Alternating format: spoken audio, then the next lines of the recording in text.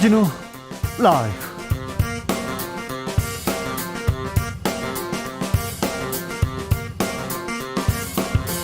2021년 2월 25일 목요일입니다. 안녕하십니까, 주진우입니다.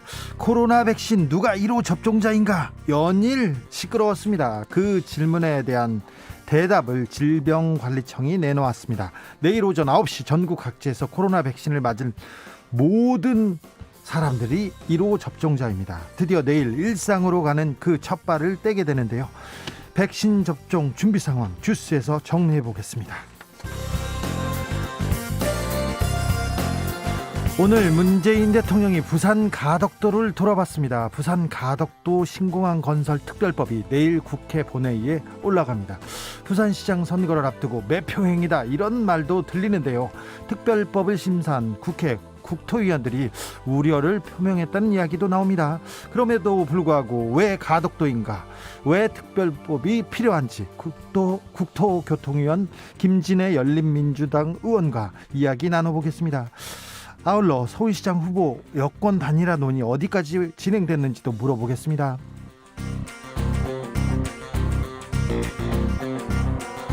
박근혜 정부의 국정농단 사건으로 징역 18년을 선고받은 최서원 씨, 지금 교도소에서 수감 중입니다. 최서원 씨가 더불어민주당 안민석 의원을 고소했습니다. 300조를 은닉했다는 음모론을 퍼뜨렸다. 안민석 의원은 의원직을 내놔라 이렇게 얘기했는데요. 이에 대해서 안민석 의원은 어떻게 얘기할까요? 정비록에서 들어보겠습니다. 나비처럼 날아 벌처럼 쏜다. 여기는 주진우 라이브입니다.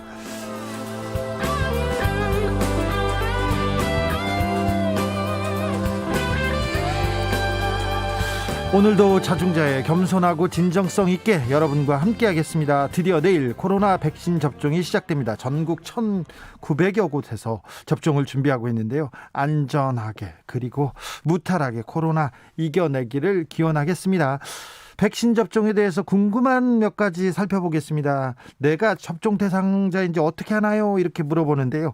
접종 순위에 따라서 대상자에게 접종 안내, 예약 문자, 안내 문자가 이렇게 발송됩니다. 그러니까 기다리고 계시면 됩니다.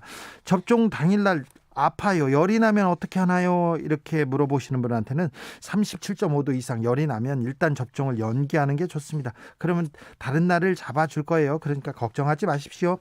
백신 맞으면 마스크 벗고 거리두기 안 해도 되나요? 아니요, 그렇지 않습니다. 코로나 유행이 끝나기 전까지는 마스크 써야 됩니다. 사회적 거리두기도 꼭 지켜야 됩니다. 집단 면역이 이루어질 때까지 마스크는 필수입니다. 주진우 라이브, 어제 문학소녀들 많이 참여하셔가지고 백신에 대한 이행시 보내주셨는데요. 오늘 그 기세를 몰아서 한 번 더 가보겠습니다. 백신, 그리고 주사, 불주사도 가능합니다. 불주사, 엉덩이 주사도 가능합니다. 접종, 다 괜찮습니다. 2행시, 3행시, 5행시 보내주십시오. 자, 내일 백신 접종하는 분들 접종 문자 받으셨는지, 어떻게 준비하고 있는지도 소식 전해주십시오. 그러면 그 지혜 나눠보도록 하겠습니다. 사연 보내주시면 저희가 추첨해서 모바일 커피 쿠폰 보내드리겠습니다. 샵9730, 짧은 문자 50원, 긴 문자는 100원입니다. 콩으로 보내시면 무료입니다. 그럼 주진우 라이브 시작하겠습니다.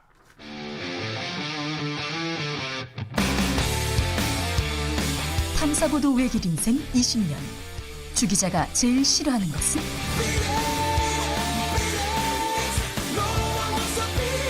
이 세상에서 비리와 부리가 사라지는 그날까지, 오늘도 흔들림 없이 주진우 라이브와 함께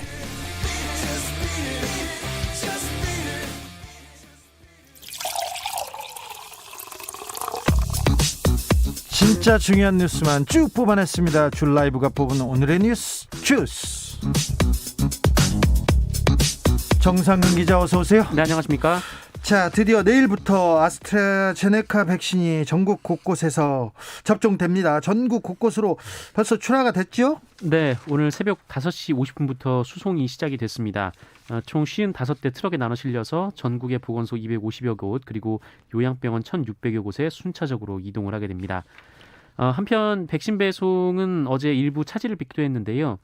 제주도에 할당된 백신 1,950명분이 어젯밤에 이천 물류센터를 떠나서 목포항에서 카페리를 이용해 제주에 갈 예정이었는데 이송 도중에 적정 보관온도 범위를 0.5도 벗어나는 바람에 질병관리청이 전량 회수하고 재배송을 했습니다. 0.5도요? 네. 0.5도가 낮았다라고 하는데요. 네. 해당 백신은 다행히 얼지 않았기 때문에 질병관리본부는 재사용하겠다라고 밝혔습니다. 예.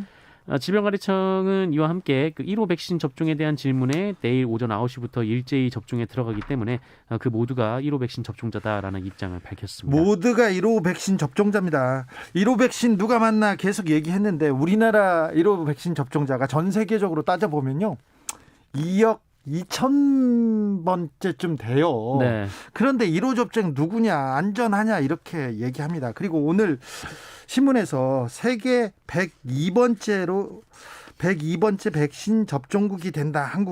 한국이 이런 나라인가라면서 사과라고 이렇게 좀 조롱 섞인 기사 사설 넘쳐났는데요. 미국 블룸버그는 이렇게 썼습니다. 한국 등 코로나를 성공적으로 억제한 나라는 다른 나라 백신 드라이브를 지켜본 후 접종을 시작했다. 2억 건의 실사례를 보고 나서 백신의 안전성과 효과, 부작용 등을 살피는 사치를 누릴 수 있었다. 그러면서 한국의 방역을 칭송하면서 한국을 부러워했습니다. 그런 것도 좀 알아주십시오. 외신은 부러워하고 찬사를 아끼지 않고 우리나라 언론은 이거 걱정하는 그런 상황이 좀 이어지고 있습니다. 코로나 확진자 상황 살펴볼까요? 네, 오늘 0시 기준 코로나19 확진자는 모두 396명입니다. 네. 하루 만에 다시 400명대 아래로 내려왔는데요. 네. 특히 광주에 있는 한 보험회사 콜센터에서 이틀 사이에 40여 명의 확진자가 나왔습니다. 네. 이 건물에는 광주도시공사 등 13개 업체 1,500여 명이 근무하고 있어서 대규모 확산 우려가 커지고 있는데요. 방역당국은 일단 오늘까지 입주 직원 전원을 검사를 받도록 행정명령을 내렸습니다. 확진자가 늘진 않습니다. 그런데 아직도 집단 감염 이어지고 있고요. 300명대입니다. 그러니까 자, 긴장의 끈 놓치면 안 됩니다. 네. 자, 주사 이행시가 도착했습니다. 읊어주세요. 네. 주 기자님 사 사랑합니다. 이렇게 왔어요. 1402님. 죄송합니다. 많이 왔을 텐데 굳이 그거를 아니. 뽑아서 읽어주는. 제가 뽑은 게 아니에요. 우리 PD님이 뽑은 거예요. 네. 제가 뽑은 거 아니라니까요. PD님을 탓하면 되는 거죠? 아니, 탓하지 마시고요. 왜 그러세요? 네. 자, 제4차 재난지원금 지급을 위한 추경안이 나왔다고요? 네, 이 코로나19 대응을 위한 4차 재난지원금 규모가 19조 5천억 원 정도 될 것으로 보입니다.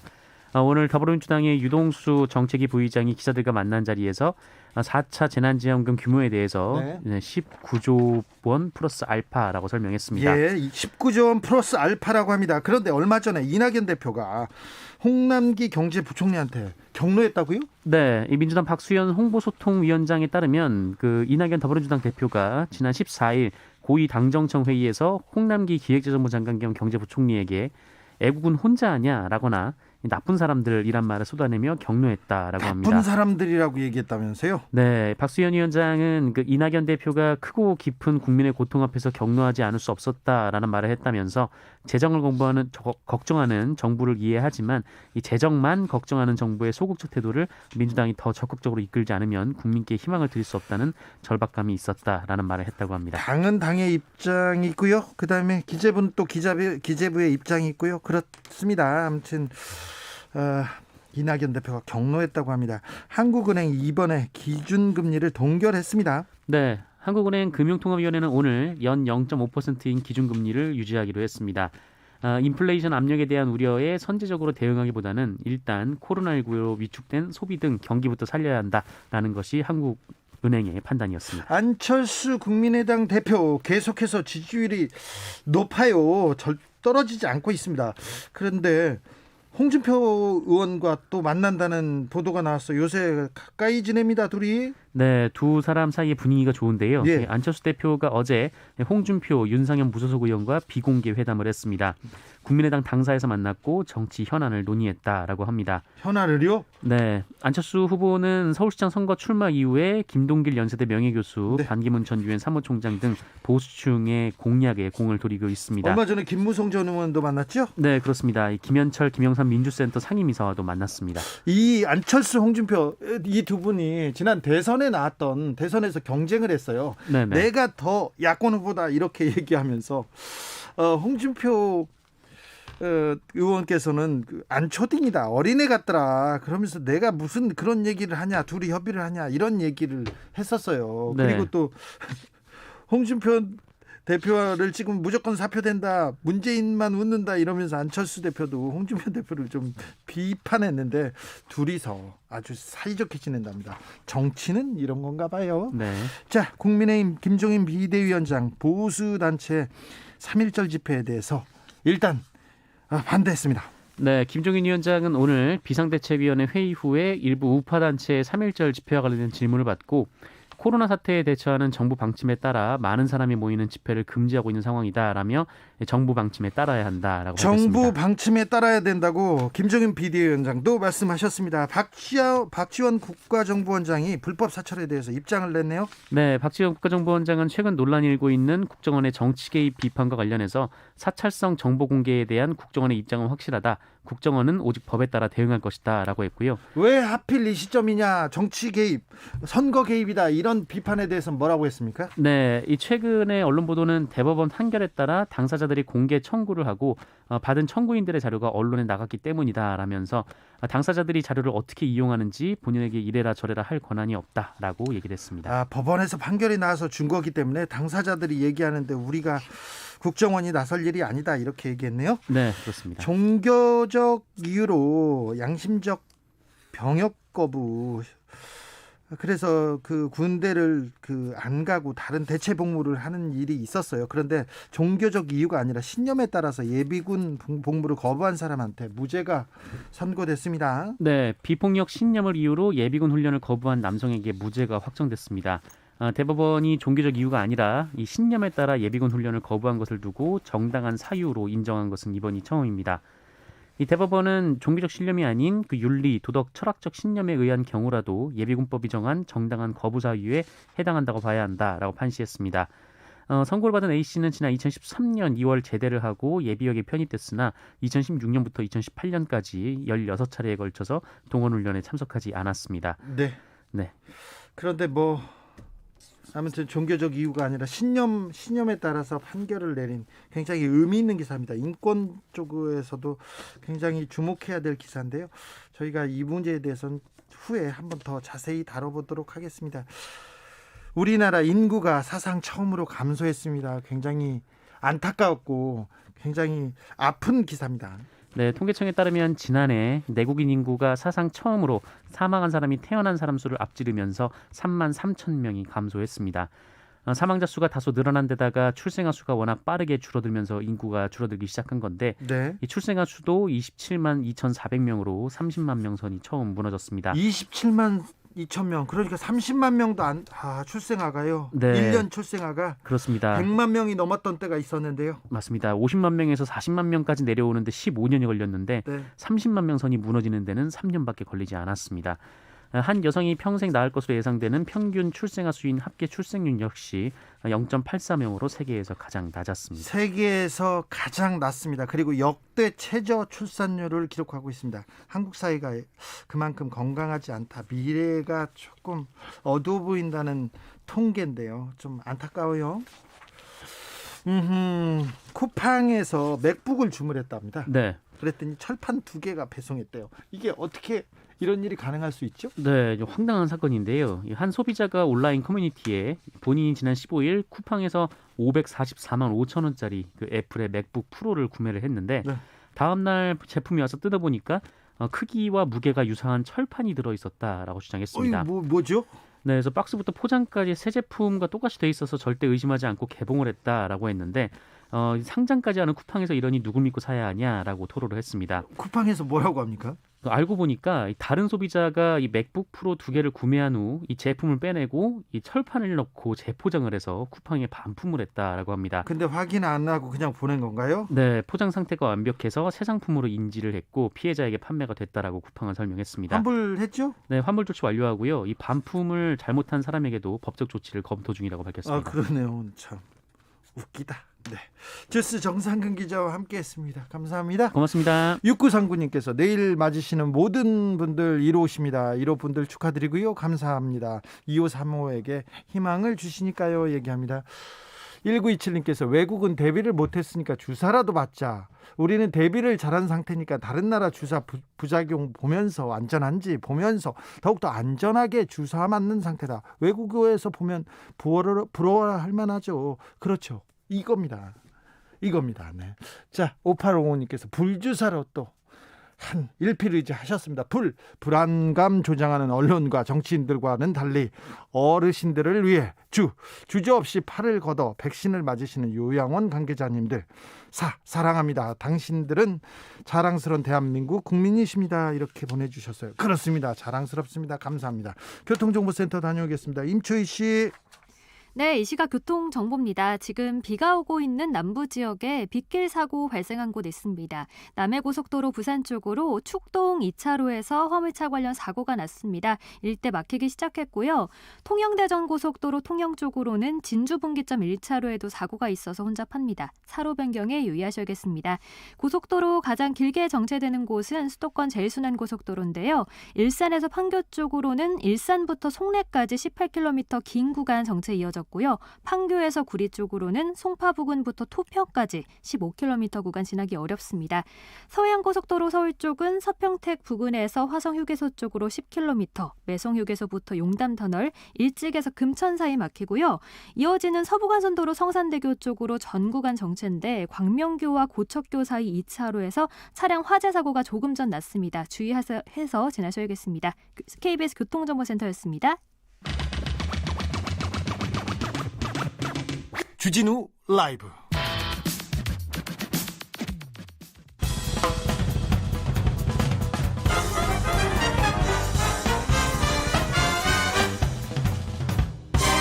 훅 인터뷰. 모두를 위한 모두를 향한 모두의 궁금증 훅 인터뷰. 자, 서울시장 재보궐선거 뜨거운 변수 단일화. 여야 할 것 없이 단일화 셈법 복잡합니다.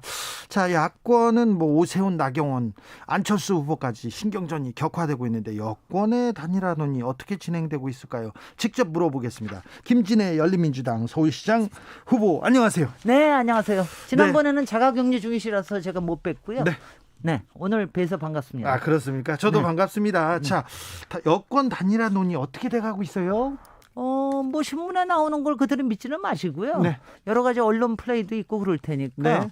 물밑으로는 접촉을 하고 있습니다. 네. 그러니까 단일화에 대한 거는 몇 달 전부터 더불어민주당도 이거 필요하다라고 쭉 인정을 해왔는데 그렇죠. 굉장히 소극적이었다가 말을 안 하더라고요. 네, 최근에 와서 이제 지지율이 정체가 되니까 네. 그리고 각 이제 범여권, 범야권에 이 뭉쳤을 때 상당히 위험해진다 이런 네. 부분들이 있기 때문에 좀 이제 적적이 됐는데 문제는 지금 이제 물밑 협상은 되고 있어요. 네. 물밑 협상은 돼서 각기의 협상을 만약 꾸민다면 누구를 대표 선수로 하자 이 정도는 돼 있는데 나머지는 구체적으로 돼 있는 건 하나도 없습니다. 저희는 저희의 조건을 이제 몇 가지 얘기 드린 거는 있지요. 네. 당연히 제가 오늘 오전에 기자간담회를 통해서 명확하게 얘기 드린 바와 같이 단일화라고 하는 게 막연하게 세력 단일화 가지고는 힘이 안 붙는다. 시너지가 없다. 그럼요. 그러니까 아주 치열하게 붙는 모습을 보여야 되고 누가 될까라고 하는 이런 이제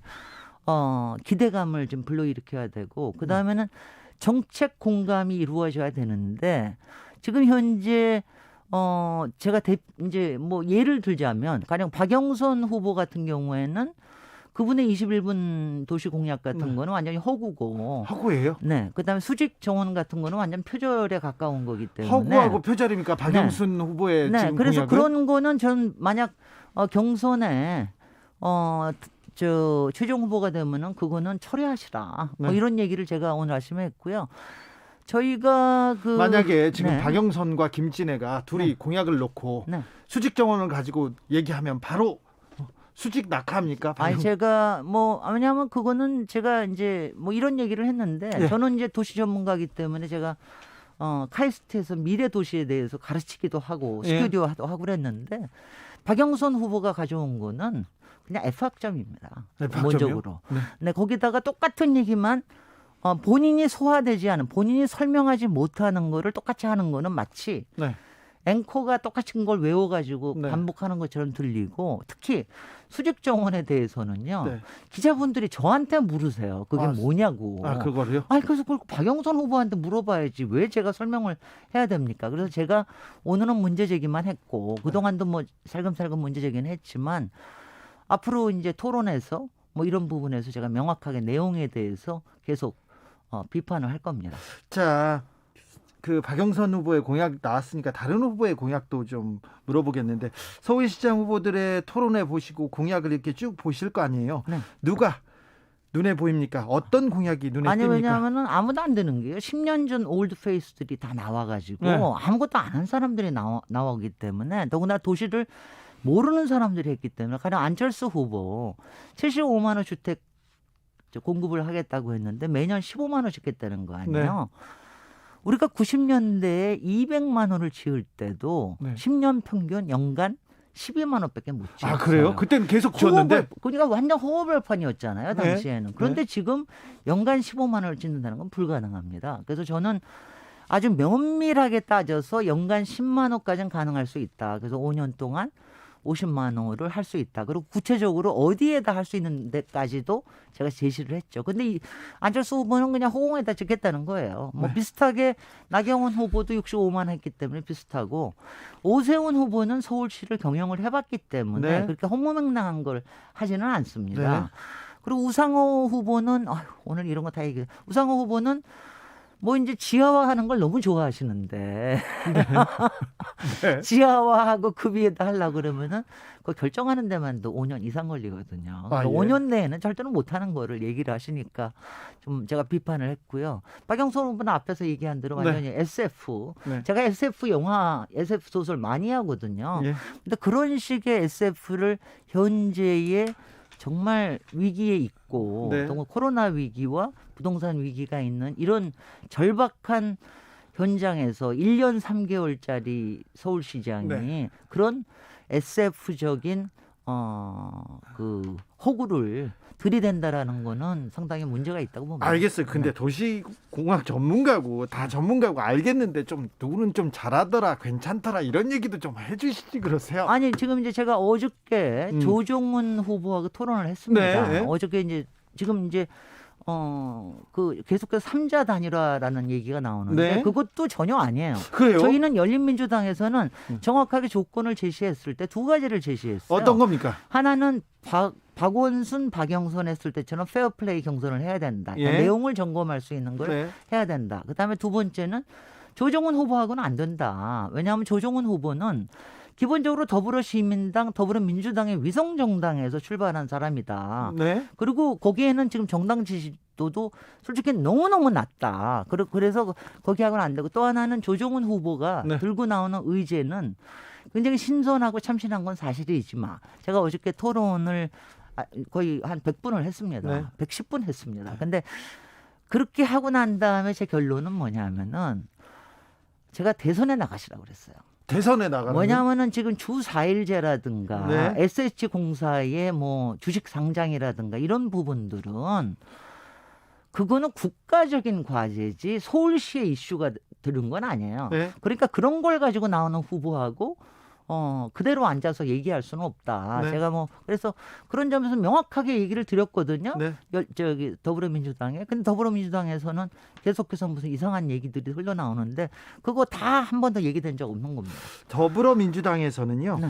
3월 8일이 의원직 사퇴 시한이지 않습니까? 그래서 그때까지 조금 시간을 끌면 좀 그게 더불어민주당과 박영선, 굉장히 늦게 출마 선언을 한 박영선 후보의 전략이었다고 생각을 합니다. 네. 그러니까 후보 단일화를 되도록이면 뒤에 밀고 짧은 네. 기간에 해서 여론조사만 가지고 바람몰이를 하자. 예. 이런 것 같은데 저는 그거는 굉장히 무책임하다고 생각을 하죠. 네. 그러니까 왜냐하면 박영선, 박원순 후보 단일화 할 때도 실제로 걸린 시간만 열흘이었습니다. 네. 그러니까 이번엔 토론도 많이 해야 되고요. 네. 그래서 그렇게 제대로 해야 된다라는 거 하나고, 만약 그러고 싶었었으면 사실 그 더불어민주당의 경선이 정말 밋밋하잖아요. 별로 재미가 없잖아요. 그걸 지난주에 끝냈었어야죠. 근데 그런 일정은 하나도 조율을 안 하면서 마치 저는 저희 열린민주당은 한 번도 3월 8일이라는 얘기를 해본 적이 없습니다. 그거는 박영선 후보가 10년 전에 박원순 후보하고 단일화를 했을 때 박원순 후보 측에서 박영선 당시 국회의원의 직을 버리지 않을 수 있도록 배려를 해줬던 거거든요. 근데 지금은 이제 그런 배려는 하나도 없이 얘기를 하니까. 만약에 그러면요. 네. 만약에 그러면 3월 1일에 민주당 후보는 결정이 되지 않습니까? 네. 그러면 3월 8일까지는 물리적 시간이 좀 없는 겁니다. 그럼 어떻게 됩니까? 아니, 그러니까 이거는 말이죠. 이거는 왜냐하면 제가 경선 일정을 조정하지 않을 때 이미 결정이 된 거 저는 모든 각오를 하고 있다라고 제가 분명히 얘기를 드렸고 네. 그다음에 이거는 사실 단일화라고 하는 거는 후보가 결정된 다음에 하는 게 맞아요. 그렇죠. 그래야지 서로 네. 후보의 네. 이제 여러 가지 생각도 들어가기 때문에 그래서 3월 1일 날 결정이 되면 네. 한 2, 3일간 굉장히 집중적으로 얘기를 해서 네. 그다음에 한 열흘 정도 하면은 적어도 15일, 18일까지는 할 수 있지 않겠냐. 저는 열린민주당은 그런 스탠스에 있습니다. 김진애 후보도 그런 스탠스고요. 저는 어떤 것도 각오한다고 처음부터 말씀드렸습니다. 자, 만약에 3월 8일까지 단일화를 못해도 자 김진애 후보는 서울시장을 아니 저는 이렇게 얘기할 수 있지만 지금은 어느 것도 저희는 오늘 저희가 얘기한 조건이 안 되면은 네. 단일화 자체에 임하지 않을 수도 있습니다. 그래요? 왜냐하면 여러 가지가 이거는 모든 게 정치적이라고 하는 건 가능성이 열려 있는 것이요. 그렇죠. 그리고 누가 합니까? 가령 저쪽에서 된 사람이 아무래도 이번에는 귀책 사유가 있는 더불어민주당이 열린민주당 손을 들어주는 게 좋겠다. 네. 그래서 손을 들어줄지도 모르는 일 아닙니까? 그런 가능성은 별로 없잖아요. 아니요. 그러니까 제가 얘기하는 게 네. 모든 건 가능성이기 때문에 지금 확정해서 얘기 드릴 수는 없다. 확정할 수는 없지만 열린민주당은 김진애 후보는 서울시장으로 완주한다. 그렇게 자꾸 네. 제 입에다가 어떤 말을 집어넣으려고 하는 거는 네. 방송이나 언론에서 해서는 안 되는 태도입니다. 아이 그런 제 물어보는 워딩을 거지. 그대로 네. 받아주십시오. 자, 그렇게요. 네. 그러니까 네. 자 모든 가능성이 열려 있고 아무튼 단일화에 시간이 없더라도 시간이 없다고 생각. 그다음에 이제 얘기하는 게 제가 박영선 후보한테도 개인적으로 얘기를 했어요. 네. 그러니까 이게 단일화가 된다면 저도 더불어민주당의 당원과 지지자들의 마음을 얻어야 하고 마찬가지로 열린민주당의 당원과 지지자들의 마음도 얻어야 된다. 네. 그러면은 서로 존중하는 모습을 보여야 된다. 그런데 지금 지난 며칠 동안 아니면 지난 한 달여 동안 하고 있는 걸 보면 열린민주당의 가치와 존재를 인정하거나 우리를 존중하는 것보다는 그저 우리가 가지고 있는 5%에서 한 8%의 지지율 이거를 그냥 그거 안 되지 않겠냐 이런 식으로 나오는 거는 열린민주당의 지지자들이 굉장히 바람직하지 않게 생각을 하지요. 자, 가덕도 이야기로 좀 넘어가 보겠습니다. 국토교통위원회에서 어제 여러 얘기가 있었다면서요? 가덕도 신공항 특별법에 대해서? 제가 제가 국토교통위 소속이니까 그날 전체 회의에 당연히 참석을 했는데 거기서 유일하게 반대하시는 분은 정의당의 심상정 의원밖에 없어요. 그리고 네. 기본적으로 저는 예전부터 가덕도 신공항을 찬성을 했고 가덕도를 만들면 태평양 제1의 도시가 될 수 있는 잠재력이 부산에 있다. 예. 수도권하고 경쟁할 게 아니라 태평양으로 나가야 된다. 제가 이제 그 얘기를 굉장히 오랫동안 하고 있어서 그렇지만 이걸 하고 특별법을 만드는 거 이런 건 필요하지만 꼭 필요한 예타라든가 네. 아니면 환경 영향 평가라든가 이런 거는 좀 차분하게 할 필요가 있지 않냐. 저는 그 문제를 지적을 했던 거고요. 네. 그렇습니다. 네. 국토부에서 좀 서두르는 근데 감이 이 있습니까? 점에 대해서 저는 이제 이렇게 생각을 했는데 사실은 그날 통과가 못 될 수가 있었어요. 전체회에서. 그래서 저는 왜 대기를 하고 있었냐면은 지난번에 법사위에서 공수처법 개정안 할 때 그때 이제 최강욱 대표가 안건조정위원회에 들어갔기 때문에 가능하지 않았습니까? 이날도 그날 제가 하루 종일 대기했던 게 제가 만약 그날 합의가 안 되면은 안건조정위에 들어가서 열린민주당에 들어가서 그 역할을 해야 했었습니다. 근데 너무 빠르게 아니면 글쎄 국힘당이 손을 들었는지 아니면 무슨 어떤 협상이 있었는지 모르겠으나 그날 좀 빠르게 저는 조금 빠르게 했다고 생각을 해요. 오히려 선거가 조금 더 달아올랐을 때 하는 게 맞지 않냐 네. 이런 생각을 했는데 그렇게 뭐 그런 결정을 뭐 내렸더군요. 정의당에서는 아무튼 대국민 사기에 가깝다는 그런 좀 격앙된 저는 그날도 뭐 얘기를 했지만은 뭐냐면 여태까지 심상정 의원님이 제기하신 거 여태까지 공항을 특별법으로 한 적이 있느냐? 그건 맞습니다. 인천공항도 국제공항도 특별법으로 안 했어요. 당시에 이제 말하자면 정책적인 결단이죠. 국가 예. 사업으로서. 그리고 그때 당시에 얼마나 야당들이 그 반대죠. 아주 비판을 많이 하지 않았습니까? 네네. 그걸 이기고 해서 우리가 어떻게 됐습니까? 인천국제공항이 세계적인 탑5 안에 네. 들었는데 또 이명박이는 그거 팔아먹으려고 민영화하려고 얼마나 난리쳤습니까? 네. 제가 그 18대에 다 막았습니다. 아 그랬어요? 네. 김진애가 다 막았습니까? 그러니까 제가 나서서 네. 저쪽에 친박 세력하고 합해가지고 네. 법안도 내고 그랬었습니다. 그렇습니까? 자, 마지막 질문입니다. 네. 김진애가 꿈꾸는 정치는 무엇입니까? 김진애가 꿈꾸는 서울은요? 네, 제가 제 공약은 하나도 얘기할 기회를 하나도 안 주셨습니다. 저는 이번에 가장 대표 공약이 진짜 개발 그리고 역세권의 미드타운 그러니까 307개의 서울의 지하철역이 있는데 이거를 제대로 활용을 해서 대중교통을 하고 소셜 믹스를 만들고 걷고 싶은 도시를 만드는 게 가장 중요하다. 이걸 가지고 하고요. 그다음에는 또 하나를 얘기한다면 오아시스 서울을 만들자. 오아시스 서울이요? 왜냐하면 지금 너무 각박한데 여기에 오아시스를 만드는 걸 하는 일은 한명숙 후보와 우리 박원순 시장이 쭉 추진해온 10분 동네가 있습니다. 이거는 이미 저희 서울은 10년 전부터 해온 거예요. 네. 이런 걸 놔두고 쓸데없이 21분 이런 얘기할 필요가 없습니다. 네. 10분 동네가 훨씬 더 맞는 거기 때문에 네. 그쪽을 해서 걷고 싶은 서울 그리고 오아시스를 느낄 수 있는 서울, 자주 행복감을 느낄 수 있는 서울. 제가 저의 네. 김진 에너지를 서울 시민들께 아낌없이 나눠드리겠습니다. 알겠습니다. 여기까지 들을까요? 네, 고맙습니다. 지금까지 김진애 열린민주당 서울시장 예비 후보, 서울시장 후보였습니다. 감사합니다. 네, 감사합니다. 네. 나비처럼 날아 벌처럼 쏜다. 주진우 라이브.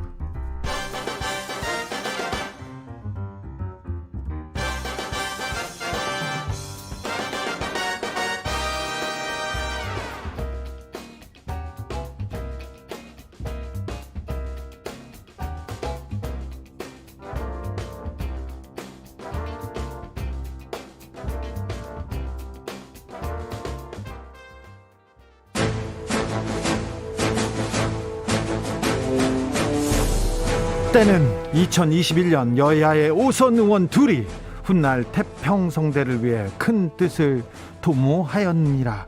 5선의 지혜와 품격으로 21대 국회를 이끈다. 정치를 이끈다. 5선의 정치비체 정비록. 소년급제로 국회에 입성했습니다만 줄서기 정치는 과감하게 거부해 왔습니다. 국회를 이끄는 쌍두마차 수도권 내리 5선 안민석 더불어민주당 의원님 오셨습니다. 네, 안민석입니다. 영남권 내리 5선 조경태 국민의힘 의원님 어서 오세요. 네, 반갑습니다. 조경태입니다. 네, 자 코너 시작하기 전에 존경하는 의원님들께서 신상 발언 있겠습니다. 지금 막 들어오는데요. 네. 우리 주진우 라이브 그 담당 직원분이 저한테 네. 대뜸 아유 언니 힘내세요 그러면서 굉장히 안쓰러운 표정을 저한테 지으시면서 위로를 해주셨는데 네, 전혀 안쓰럽지 않은데요. 참 제가 생각해도 기가 막히죠. 네. 이제 최순실 씨는 우리 시대의 일종의 역적으로 국민들에게 그렇게 인식이 되었고 지금 18년인가요 감옥 네. 생활을 지금 하게 돼 있지 않습니까? 그런 이 시대의 역적인에게 제가 이제 고소를 당했어요. 그건 그러니까 표창 아닌가요? 그거는 칭찬 아닌가요? 생각해 보십시오. 역적에게 고소를 당한 그 심정이 네. 어떤지 별 살고 싶지가 않습니다. 아, 그래요? 도대체 저는 고소하겠다 이렇게 생각하는데. 무슨 정치인의 업부가 이리도 기구한지 네. 어떻게 최순실 씨한테 고소를 최순실, 최서원 뭐 이름이 네. 왔다 갔다 하니 저는 합니다마는 네. 참 자괴감이 들고요. 네. 어쨌거나 그건 그렇고 이제 내일부터 우리 국민들의 백신의 시간이 네. 다가왔습니다. 예. 그동안 고생하셨고요. 이 백신을 두고서 정치인들이 이런저런 논란을 벌이는 사이에 백신이 불신을 또 받고 있는데요. 아무튼 내일부터 백신이 공정하게 또 질서 있게 우리 국민들에게 안심을 줄 수 있도록 제 이름이 안민이지 않습니까? 우리 국민들을 안심시켜드리는 그런 백신의 시간이 되기를 바라겠습니다. 조경태 의원의 신상 발언 있겠습니다. 네, 우리 국민들께서 지금 코로나로 인해서 많은 고충을 겪고 계십니다. 조금 전에 제가 이 방송하기 위해서 오는 중에 택시 운전 기사분이 연락이 왔습니다. 그 이번에 그 긴급 재난 4차 지원금에 예. 택시 기사분들이 좀 아마 좀 이렇게 좀 누락이 되는 걸 대해서 되게 우려스럽게 보고 있거든요. 예. 그래서 이왕 이번에 한 추경 규모가 한 20조 좀 된다고 하는데 네. 이왕 지원하는 거 정말 소외되지 않도록 코로나로 인해서 피해보고 있는 그 자영업자나 또 일용직이나 이런 분들이 혹시 빠트림이 없는지 이것을 좀 이 정부가 좀 더 면밀하게 좀 잘 살펴봤으면 하는 그런 바람입니다. 아이고, 네, 잘 알겠습니다. 조경태 의원님, 최서원 네. 씨가 안민석 의원을 고소한 거에 대해서는 어떻게 생각하십니까? 고소하십니까? 고시지 뭐. 저는 뭐 사실 우리 시대적 아픔이다 하고 저는 생각을 하고요. 네. 그 아마도 그 안민석 의원께서는 그동안 의정 활동을 상당히 그 바르게 네.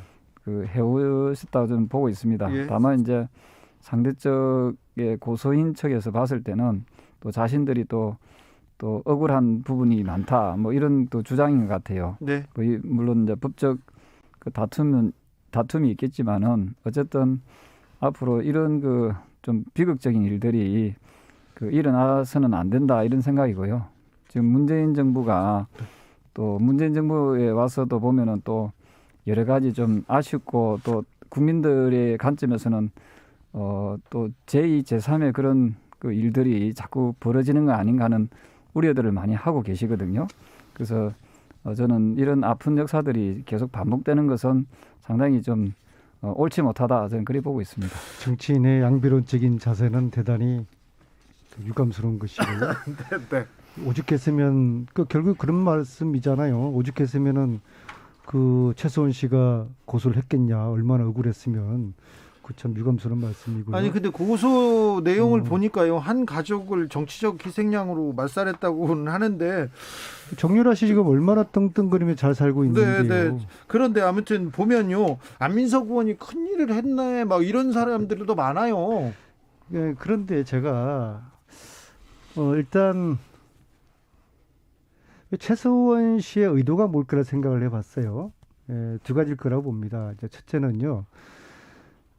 박근혜 전 대통령이나 최서원 씨 쪽은 끊임없이 국정농단은 조작이라고 주장하고 있지 않습니까? 그렇죠. 지금도 무죄라고 석방하라고 하죠. 따라서 국정농단은 2016년에 폭발했지만은 저하고 또 주 기자님하고 우리는 2004년부터 이 일을 캐내지 않았습니까? 네. 그래서 제가 주장을 해냈던 그런 그 진실들이 이게 이제 가짜라고 하면은 사실 촛불을 들었던 국민들의 힘으로 탄핵된 거에 대한 탄핵도 무효가 되고, 따라서 문재인 정부의 정통성을 부정하는 것이죠. 그런 의도가 깔려 있다고 봅니다. 즉 안민석을 흔들어서 국정농단을 조작의 프레임으로 몰고 가는 네. 그런 의도가 있다고 보고, 두 번째는 네. 당장에 이제 조만간 그 데이빗 윤, 네. 최서원 씨의 독일 집사 데이빗 윤이 들어오는 것이 해외 비자금 임박이 있는 것 관리원 같습니다. 네, 관리인으로 그랬을 때 좀 사실은 주목받죠? 데이빗 윤이 어떠한 이야기를 하느냐에 따라서 앞으로 또 다른 화산이 폭발할 가능성이 있다고 보는 것이거든요. 그래서 최서원 씨 입장에서 상당히 네. 좀 초조한 심정이지 않을까 싶어요. 그래서 네. 이제 그러한 시점에서 최서원 씨의 이런 이제 주장권이 나오지 않았나, 저는 그렇게 지금 판단하고 있습니다. 조경태 의원님, 최서원 씨가 안민석 의원을 너무 영웅으로 생각하시는 것 같아요. 그 정도의 역할을 하신 거 아니거든요, 사실은. 네, 저는 뭐 그 최서원 씨에 대해서는 특히 언급할 부분은 좀 없는 것 같고요. 네. 국민들이 다 판단하실 문제이고요. 그다음에 이제 다만 이제 지금 현재 제가 이제 교육위에 있거든요. 예. 교육위에서 보면은 그 이제 정유라 씨에 대한 네. 최소은 씨 딸이죠. 네. 정유라 씨에 대해서 빗대 가지고 또 그 조국 씨의 딸 그 조민에 대해서도 네. 얘기가 많이 나옵니다. 그래서 우리가 그 어떤 문제를 해석할 때 그 저는 좀 이 공정하게 네. 이 문제를 좀 바라다 봤으면 좋겠다는 생각을 저는 많이 하고 있죠. 최서원 정유라에서 또 조국으로 넘어가는 또 그게 신곡을 이제 보여주셨어요. 뭐 전형적인 물타기인데요. 그 조국 딸하고 정유라하고 비교를 해서 정유라도 입학 취소를 했으니까 조국 딸도 취소하라. 그런 기사 많이 나왔습니다. 네, 이제 라는 지금 뭐 주장이신데요. 이거는 차원이 틀린 그런 이야기고 내용적으로 틀린 그런 이야기인데 이것을 물타기 하는 거죠. 자, 그러면 좋습니다. 그럼 정유라 그럼 다시 그러면은 억울하다면은 국민의힘이 나서서 정유라 씨 이대 다시 그 복학시켜 주세요. 그 노력을 한번 해보세요. 저는 그렇게 억울하다고 합니다. 그런 표현이 아니고요. 정유라 씨도 어쨌든 이대 그 졸업이 이 박탈당하지 않았습니까? 네, 네. 마찬가지로 조민도 그 조국 딸 조민도 저는 그 부산대 의대 그 의전 대학원입니까? 네. 그 저는 박탈시켜야 된다. 왜냐하면은 이미 정경심 씨가 4년 선고 유죄를 받았거든요. 거기에 이제 그 조민의 그 이름이 여러 번 나옵니다. 그래서 저는 이 부정 입학한 부분에 대해서 부정적인 방법에서 그 입학한 부분에 대해서는 저는 엄격한 잣대로 저는 이건 대해야 된다 그런 입장입니다. 1심이 지금 4년 선고를 받았고요. 그리고 그렇습니다. 그 1심 유죄가 지금 입학에 어떤 영향을 미쳤는지는 지켜보겠다고 부산대에서는 일단 발표를 했으니 이 사안은 조국 그 교수 딸 조민 씨 건은 지금 다툼이 진행 중인 것이고요. 정유라 씨 건은 이미 다 판결이 끝난 사안인데 이것을 두 개를 같이 뭐 볶음밥 아니 저 비빔밥성 만드는 것도 아니고 이걸 둘이 막 섞고 엮어 가지고 물타기 자, 하는 것은 뭐 다른 주제로 상당히 넘어갈까요? 불가능합니다. 네. 조경태 의원님, 안민석은 이거 뭐 이별 공식도 아니고요. 왜 항상 이별하는 날은 비가 오지 이런 것처럼 정유라 나오면 국민의힘에서는 조민 얘기가 나오고요. 그리고 민주당에서는 또 나경원 딸로 이렇게 받는 이런 공식이 붙어 다닙니다. 무슨 공식처럼. 자, 지나가 보겠습니다. 오늘 1년 만에 부산행, 대통령이 부산에 가셨어요. 그랬더니 국민의힘에서 도넘은 선거 개입 아니냐, 이거 탄핵 사유 아니냐면서 크게 경로했습니다. 왜 하필 이 시점이냐면서요? 저는 대통령이 그 부산에 방문한 것에 대해서 우리 야당이 네. 지나치게 뭐 언급하는 것은 썩 좋은 건 아닌 것 같습니다. 조경태 의원은 또 품격이 있습니다. 왜냐하면은 그 국정 운영을 하다 보면은 네. 그 뭐 또 그 스케줄대로 네. 움직일 수밖에 없고 예, 또 여당의 입장에서는 또 약간 전략적으로 또 활용할 수도 있겠죠. 그렇겠죠. 예, 그런 것까지 좀 감안해서 네. 그 판단은 그 국민들과 부산 시민들이 좀 잘 하실 거라 보고 있거든요. 아, 네. 예, 우리가 매년 어찌 보면 선거가 있는데 그 매년 선거 있는데 그럼 가만히 있으라는 것도 그렇죠. 좀 이상하지 않겠습니까? 그럼 놀아야 되냐, 선거 지으면은 이런 얘기 나오지 그렇습니다. 않습니까? 그 지역에 특히 지방 도시를 발전시키는 데 있어서 지역을 발전시키는 데 있어 가지고 좀 더 많은 노력과 예산을 이 투입을 좀 정부가 더 해야 된다 보고 있고요. 네. 지금 그 지방의 그 부산이나 경남 이 일대가 상당히 그 지역 경제가 어렵습니다. 네. 이럴 때일수록 여야가 힘을 모아서 좀 경제를 좀 살리는데 좀 더 집중했으면 좋겠다 이런 생각을 하고 있습니다. 야당이 비판만 하지 말고 비난만 하지 말고 경제 살리기 이제 위해서 손을 잡아야 된다. 국민의힘의 그 이제 논조를 보면은 이제 주호영 원내대표는 탄핵 사유로까지 말을 했어요. 그 이제 아쉬운 거는 네. 국민의힘에서 조경태 의원님처럼 네. 뭐 진보 보수를 떠나서 네. 좀 합리적인 네.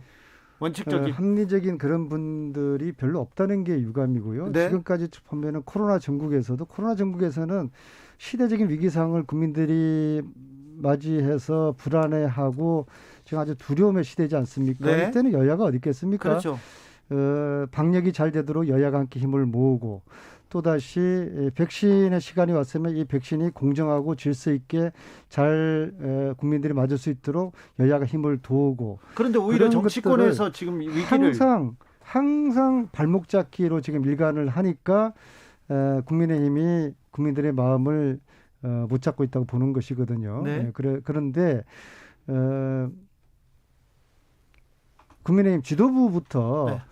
이제 우리 정치가 달라지기 위해 가지고는 어떤 진영 논리를 떠나 가지고 네. 좀 합리성에 좀 바탕하는 그러한 사고를 하고 주장을 하는 게 물론 저희 여당도 반성할 점이 있어요. 예. 그러나 이것은 우리가 앞으로 이 주진우 라이브에 나와서 저희 다선 의원들이 좀 솔선해가지고 네. 좀 합리적인 그런 이제 판단을 하고 그런 토론을 하는 것을 우리가 작지만은 네. 그런 좀 실천을 하는 시간이 되기를 저는 바라고 네, 있습니다. 바라고 있습니다. 자, 국민의힘에서 국민의힘 지도부가 우리 조경태 의원님 얘기를 좀 싫어하실 것 같은데. 더 많이 들어야 되는데 잘 안 듣습니까? 어쨌든 정치가 내노남불로 흘러가서도 안 되고 예. 또 국민의 안위와 그 국민을 그 행복을 위해서는 좀 다소 좀 지나친 정쟁은 좀 소모적이고 지나친 정쟁은 조금 자제하는 것이 네. 그게 좀 건전한 그 정치 문화를 조성시키는 거라 저는 그래 보고 있습니다. 짧게 묻겠습니다. 조경태 의원님, 가덕도 신공항 해야 됩니까? 네, 저는 이걸 그 초선 때부터 계속해서 주장했던 사업이고요. 네. 아시다시피 부산이 해양 수도라고 얘기를 하면서 네. 그동안에 그 어떤 그 공항만 놓고 봤을 때도 상당히 그 후진성을 면치 못했거든요. 그리고 그 국제공항의 경우에는 2002년도입니까? 그 큰 중국 민항기 네, 그 사고가 사고가 있었지 있었죠. 않습니까? 따라서 안정성도 확보하고 24시간 뜨고 가라앉음으로써 그 좀 쉴 새 없는 그 경제 발전을 위해서는 가덕도 신공항은 반드시 필요하다 이렇게 보고 있습니다. 반드시 필요합니까? 조경태 의원님께서는 대구 경북 신공항 특별법도 촉구했습니다. 그 이 문제는 그 좀 약간 그 다른 차원인데요. 네. 대구 그 경북 그 통합신공항은 이미 작년에 결정이 확정이 된 곳입니다. 그래서 기존의 대구공항 도심지 한가운데 전투기가 뜨고 가라앉음으로써 소음이 너무 심한 거죠. 소음 피해가. 예. 그래서 이것을 군이 의성으로 옮기기로 돼 있는데 지금 아시다시피 이 부분이 지금 그 기부 대양려 방식으로 되다 보니까 그러니까 지금 기존의 대구 공항에 있는 이제 땅 부지를 활용해서 군이 의성에 이제 짓는데 근데 저는 기본적인 그 민간 공항에 대한 인프라는 국가 지원을 좀 어느 정도 좀 해주는 것이 저는 타당하다 이렇게 보고 있는 거죠. 가덕도에도 뭐 수십조 원의 그 지원이 필요하고요. 그러면 대구 경북 신공항에도 여기에도 수조 원일 텐데 이거 괜찮을까요? 저는 그 대구 공항 같은 경우에는 그 이제 기 이전하기로 정부하고 다 협상이 끝난 거거든요. 네. 그 이 부분에 대해서 민간 공항에 대한 인프라를 구축하는 것은 저는 정부가 좀 해야 될 역할 중에 하나라고 보고 있고요. 네. 그걸 가지고 또 가덕도 신공항에 걸림돌을 작용해서는 안 된다는 거지요. 네. 가덕도 신공항은 내일 아마 우리 본회의에서 통과될 예정인데 내일 그 여야가 이 부분에 대해서는 저는 여당에 대해서 상당히 좀 고마움을 표현합니다. 아, 그래요? 예, 여당에서도 이걸 적극적으로 잘 추진해 줌으로써 네. 여야가 모처럼 좀 합의 정신에 의해서 내일 통과되게 되면은 가덕도 신공항은 아마 차질 없이 잘 진행되리라 저는 그렇게 예측하고 있습니다. 예타 면제 특례 조항 너무 특혜다. 이거 이런 비판은 이 부분에 대해서는 앞서 말씀드렸던 대로 그 부산이 그동안에 해양 수도로서 또 그 지방 도시를 이끌어나가는 중추적인 도시로서 그동안 상당히 좀 소외 아닌 소외를 많이 느끼게 된 거거든요. 네.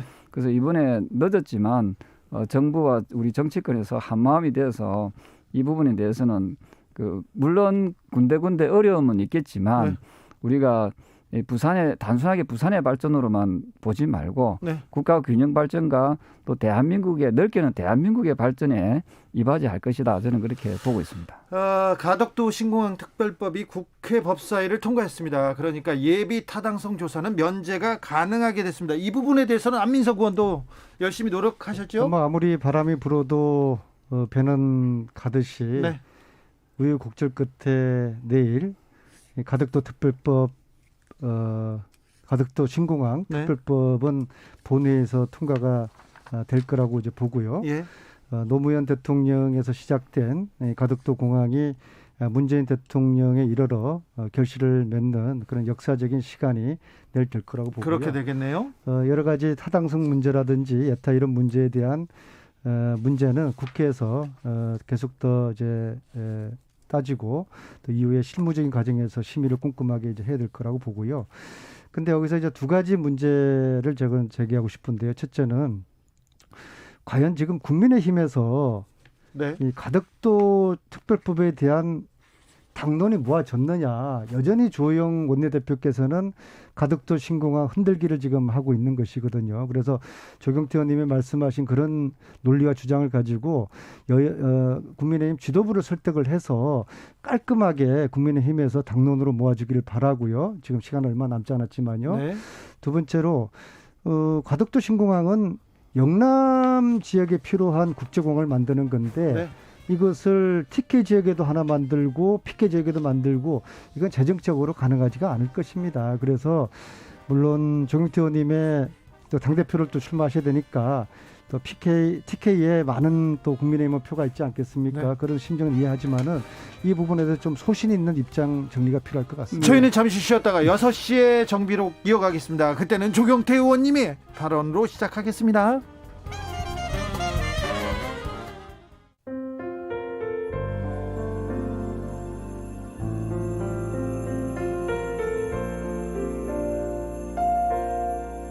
KBS 라디오 연중기획 희망충전 대한민국 418번째 이야기.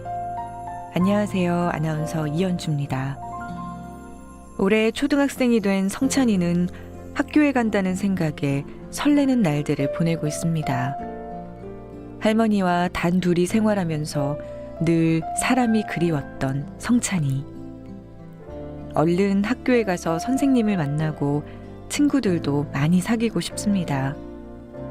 할머니는 그런 성찬이에게 예쁜 책가방을 사주고 학교도 직접 데려다주고 싶은데요. 혹시 그럴 수 없게 되는 건 아닐지 겁이 납니다.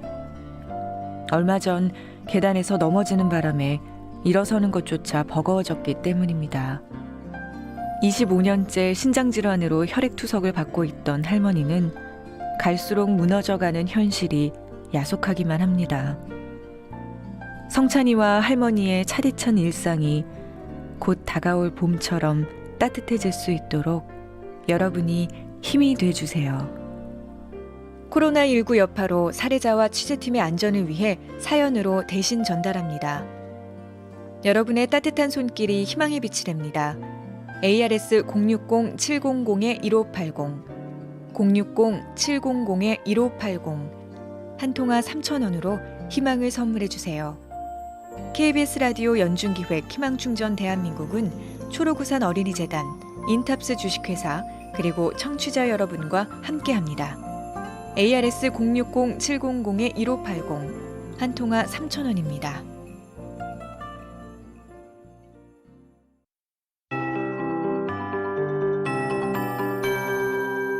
KBS 58분 날씨. 전국적으로 흐리거나 구름량이 많은 편이고 충청 이남 지방에 약하게 비가 내리고 있습니다. 이번 강수는 지역에 따라 건조함을 완화시킬 수는 있겠지만 비교적 적은 양이 되겠고요. 제주 산지에는 폭우가 우려됩니다. 모레까지 제주 산지의 경우는 120mm 이상의 많은 비가 쏟아지겠고요. 제주 지역으로는 20에서 60mm로 비교적 많은 양이지만 남부 지역으로는 5에서 40mm의 비가 내리겠습니다. 호남과 경상 서부 내륙에도 내일 아침까지 비가 이어질 것으로 보이고요. 오늘 계속해서 충청 이남 지방으로만 비 소식이 있습니다. 나머지 지역은 날이 흐리겠고요. 내일과 모레는 영동과 남부 지방은 흐리고 그 밖의 지방은 대체로 맑겠습니다. 내일 기온은 높겠습니다. 서울의 아침 기온 0도, 낮 최고 기온은 무려 14도까지 오르겠습니다. 문제는 이번 주 후반부 강풍이 위험 요소입니다. 오늘 밤부터 제주와 전남, 남해안 그리고 내일 새벽부터 경상권 해안의 바람이 매우 강하겠습니다. 강한 바람은 글피까지 오랜 기간 예상되니까 각별한 주의가 필요하겠습니다. 현재 수도권과 충북, 영서, 경북에는 건조특보가 발효 중입니다. 지금 서울의 기온은 7.9도, 습도는 26%입니다. KBS 58분 날씨 강혜종입니다.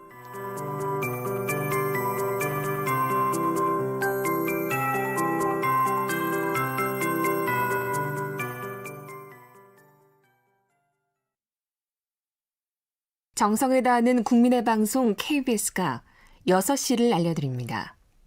AM 711kHz, FM 97.3MHz, KBS 1라디오입니다. HLKA.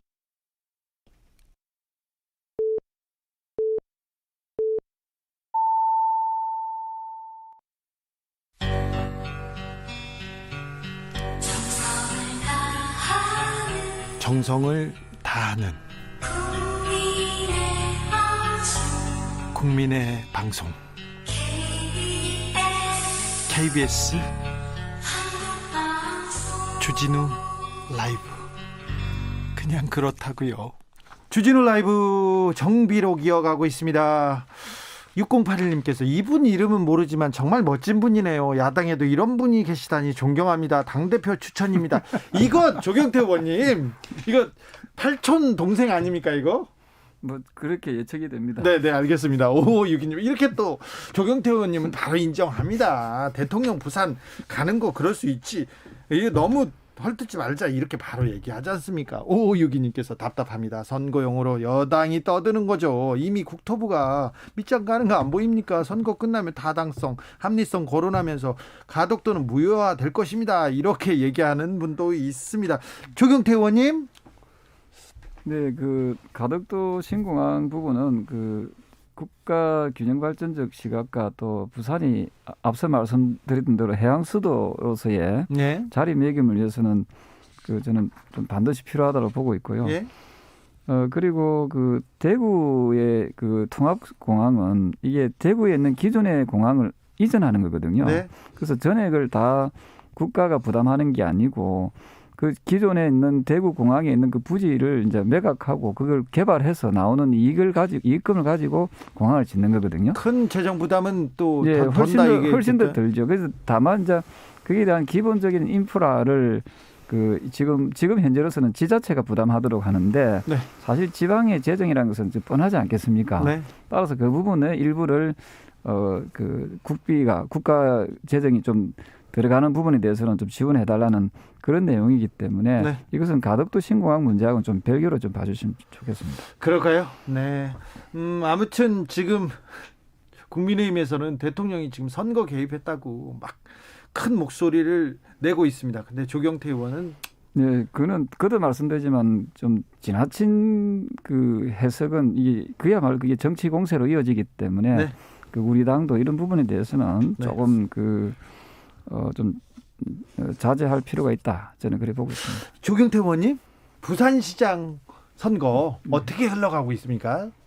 현재로서는 그 시민들의 입장에서는 네. 그 여러 가지 경제적인 그 어떤 분위기도 침체되어 있는 분위기도 있지만 네.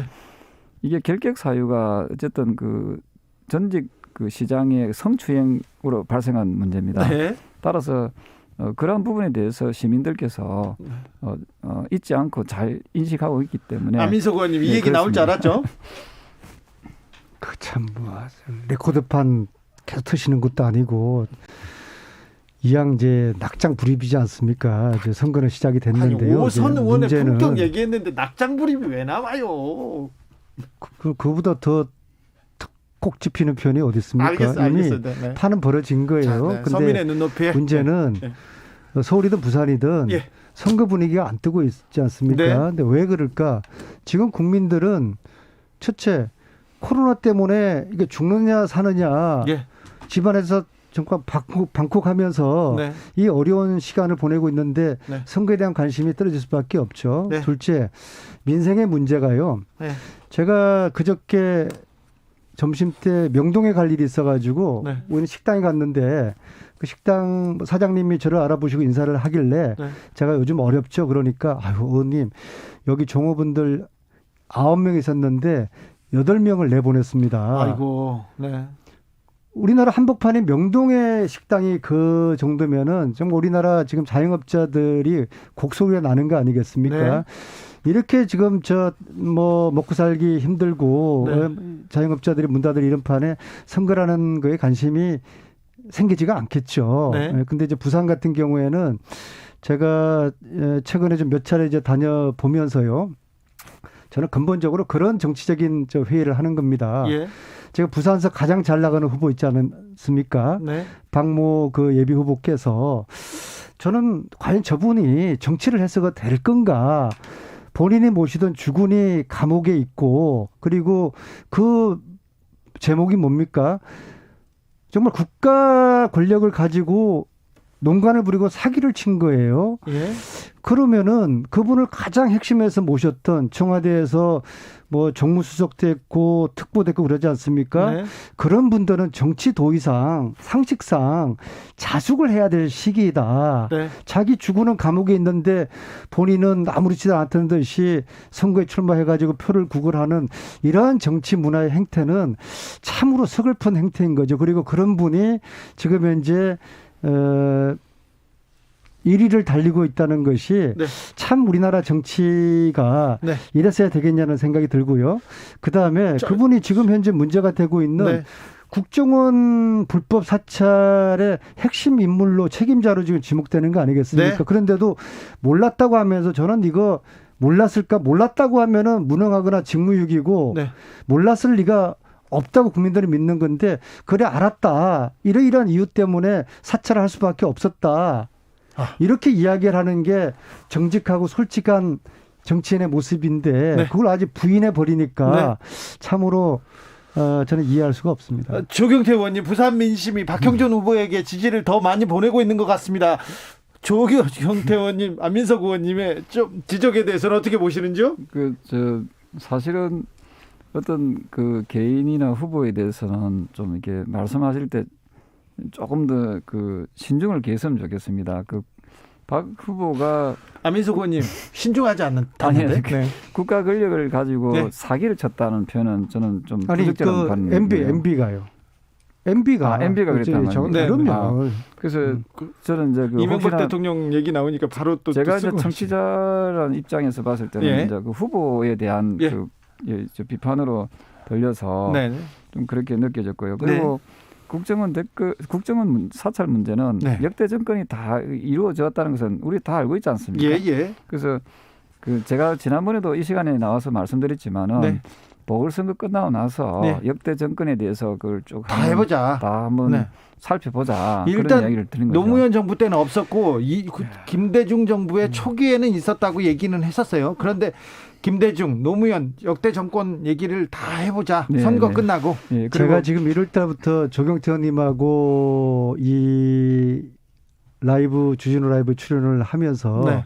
조경태 의원님께 배우는 것도 많이 배우고 또 제가 몰랐던 장점도 많이 알고 그러는데 정말 딱 돋보이는 단점 하나가 있네요. 아, 그래요? 뭐예요? 물타기의 명수시네요. 아, 그래요? 예, 아까도 정유라, 조민 물타기 하시고 최순실도 얼마나 억울했으면 안민석을 고소했을까 그렇게 또 물타기 하시고 꼭 그렇게 한 건 아닌데. 이번에도 아니 역대 정권이 다 저 불법 사찰하지 않았냐라고 네. 물타기 하시는데 네. 팩트대로 하면요. 네. 노무현 정권에서는 정부에서는 단 한 차례 민간인 불법 사찰이 없었고요. 이번에 이 건은 여야원 299명 전체를 다 MB 정부 때 사찰을 한 것이고 네. 그것을 민정수석이 국정원에 요구를 한 것인데 네. 민정수석 위에 정무수석이 있어요. 근데 이걸 정무수석이 몰랐다고. 아니, 10년 전 일이니까 그런 상황에서는 어쩔 수 없이 불법 사찰 해서는 안 되지만은 그런 불가피한 상황이 돼가지고 정치인은 정직한 게 생명이라고 봅니다. 네. 정직하지 않고 알았고 많은 개입을 했던 이 사안에 대해서 전혀 몰랐다고 이야기하는 것이 저는 경악스러울 것이죠. 아니 우리 조경태 의원님만 여쭤볼게요. 네. 과연 그 시절에 정무수석이었던 박형준 후보가 불법 사찰 과거 정권에도 했다 그런 말씀하면서 물타기 하지 마시고요. 이제 물타기가 제 눈에 읽혔으니까 물타기는 제가 좀 짚고 넘어가야 되겠습니다. 박형준 정무수석이 MB 시절에 이 불법이란 표현도 안 하겠습니다. 국회의원 299명 사찰한 거를 과연 몰랐겠습니까? 그래서 저는 그 부분에 대해서는 일단 선거가 지금 치러지고 있는 상황이지 않습니까? 네. 우리는 좀 선거는 좀 페어플레이 정신에 입각해서 하고 네. 일단 문제 제기를 하셨으니까 네. 거기에 대해서 진실 규명은 선거가 끝나고 난 이후에 네. 얼마든지 우리가 시간을 가지고 네. 밝혀낼 수 있다고 보고요. 다만 제가 조금 아쉬운 것은 이런 일이 있었으면은 네. 진작에 개원하자 말자. 네. 어찌 보면 여당에서는 가장 힘이 셀 때 아닙니까? 그 개원하자 말자 그때 당시에 좀 했었으면 하는 그런 아쉬움은 있고요. 그래서 선거를 이제 곧 목전에 둔 상태에서 어떤 각종 의혹을 제기하는 것은 이게 이제 국민들이 보기에도 조금 이거는 좀 지나치지 않겠나라는 생각을 하고 있습니다. 다만 지금은 앞서 우리 안민석 의원께서 말씀 주시다시피 국민들이 먹고 사는 문제에 대해서 특히 이 코로나와 관련된 정말 그 우울감을 떨쳐버릴 수가 없거든요. 네. 이런 문제에 대해서 우리가 좀 더 지혜를 모아서 어떻게 하면은 좀 더 많은 국민들에게 희망을 좀 줄 수 있을지에 대해서 네. 그리고 정부는 국가 그 재난지원금만 그냥 현금으로 이게 주다시피 하지 말고 이래서 여러 가지 세제 공제라든지 또 긴급 그 은행 대출이라든지 이건 다양한 방식에 의해서 국민들이 먹고 사는 문제가 조금씩 해소될 수 있도록 이런 문제를 우리가 여야가 좀 힘을 모았으면 좋겠습니다. 중소상공인들 어려우니까 좀 대출을 유예하거나 이자를 좀 깎아주자 이런 민생 문제에 집중하자는 거에서 저도 동의를 하고요. 네. 아까 제가 말씀드렸듯이 어느 식당의 종업원 9분 중에서 8분을 정리를 했다는 그 이야기 하지 않습니까? 네. 저는 이 코로나 시대에 서민 경제를 보호를 해야 되는데 서민 경제를 보호하는 핵심은 자영업자를 보호하는 길이라고 생각을 합니다. 자영업자들이 문 닫지 않도록 자영업 식당에서 일하는 그런 종업원들이 해고되지 않도록 그렇게 자영업자들을 보호를 하는 것인데요. 왜냐 그러면은 우리나라가 전 세계에서 자영업자 비율이 가장 높다고 그러지 않습니까? 네. 이미 선진국은 이렇게 지난해부터 그렇게 자영업자 보호를 위한 임대료 지원이라든지 피해 손실을 지원을 하고 있어요. 예. 저희 국회 초선 의원 중에서 민병덕 의원이 있어요. 예. 이분이 자영업 손실 보상법을 발의를 하고서 네. 지금 일주일에 한 번씩 토론회를 하고 있어요. 예. 지난주에 토론회에서 저도 참가를 했는데 지난주에는 미국에서 자영업을 하고 있는 교포 한 분의 사례를 발표를 했어요. 네. 이미 지난해부터 자영업자들을 위한 지원을 하고 있었는데 이게 미국의 사례뿐만 아니라 민병대 의원이 내일은 일본의 사례를 또 가지고 토론을 해요. 네. 다음 주에는 유럽의 사례를 가지고 토론을 하는데 지금 현재 파악한 거로는 대부분의 선진국가라고 하는 우리도 이제 OECD 국가고 우리가 이미 세계에서 3050 그 국가의 반열에 7번째로 좀 들어가 있어요. 네. 3만 물 이상 5천만 명 이상 인구가 되는 3050 반열에 7번째로 들어가 있는 나라에서 우리가 선진국가에 하고 있는 걸 우리가 못할 게 뭐가 있어요. 늦었지만 지금이라도 민병대 의원님이 발의한 자영업자 손실보상법을 이걸 가장 저는 코로나 관련 법안 중에서 한 지금 40개가 올라와 있는데 가장 정말 심혈을 기울여서 신속하게 이 법을 발의를 해야 된다고 보고 그것이 코로나 시대의 대한민국 국회의원들의 사명이라고 생각합니다. 내일 임시국회 마지막 본회의입니다. 어떤 법안, 이런 법안이 빨리 처리돼야 될 텐데 어떤 법안이 처리됩니까? 그리고 앞으로 국회는 어떻게 흘러갑니까? 내일 지금 쟁점이 되고 있는 의료법 개정안이라는 네. 거 있지 않습니까? 이게 복잡한 게 아니더라고요. 좀 살펴보니까는요. 네. 비도덕적인 중대범죄, 살인이라든지 네. 폭행이라든지 강간이라든지 중대범죄입니다. 성폭행을 저지른 의사들에 대해서 영구의도 아니고 네. 일시적으로 면허 자격을 박탈하자는 거예요. 네. 이 법은 두 가지 그런 원칙을 담고 있다 봅니다. 첫째는 우리 사회가 특권 없는 사회가 돼야 되는 것이죠. 네. 어느 집단이든 국회의원이건 변호사건 전문직이라고 해서 특권을 가지면 안 되는 것이죠. 예. 두 번째는 모든 전문직이라고 그래가지고 동일하게 기준을 적용할 수가 없지만은 네. 특정 전문 집단 의료인들이라 그래가지고 낮은 수준의 기준을 적용하는 것은 이건 특권이 되는 것이죠. 그렇죠. 그래서 의료법은 개정돼야 되죠, 조경태 의원님? 네, 저는 지금 안민석 의원께서 말씀하신 형평의 원칙에 대해서는 좀 원칙적으로 저도 틀린 말이 아니다 네. 하고 생각합니다. 다만 나왔습니다. 이 코로나와 지금 사투를 벌이고 있는 그 의료진 아닙니까? 네.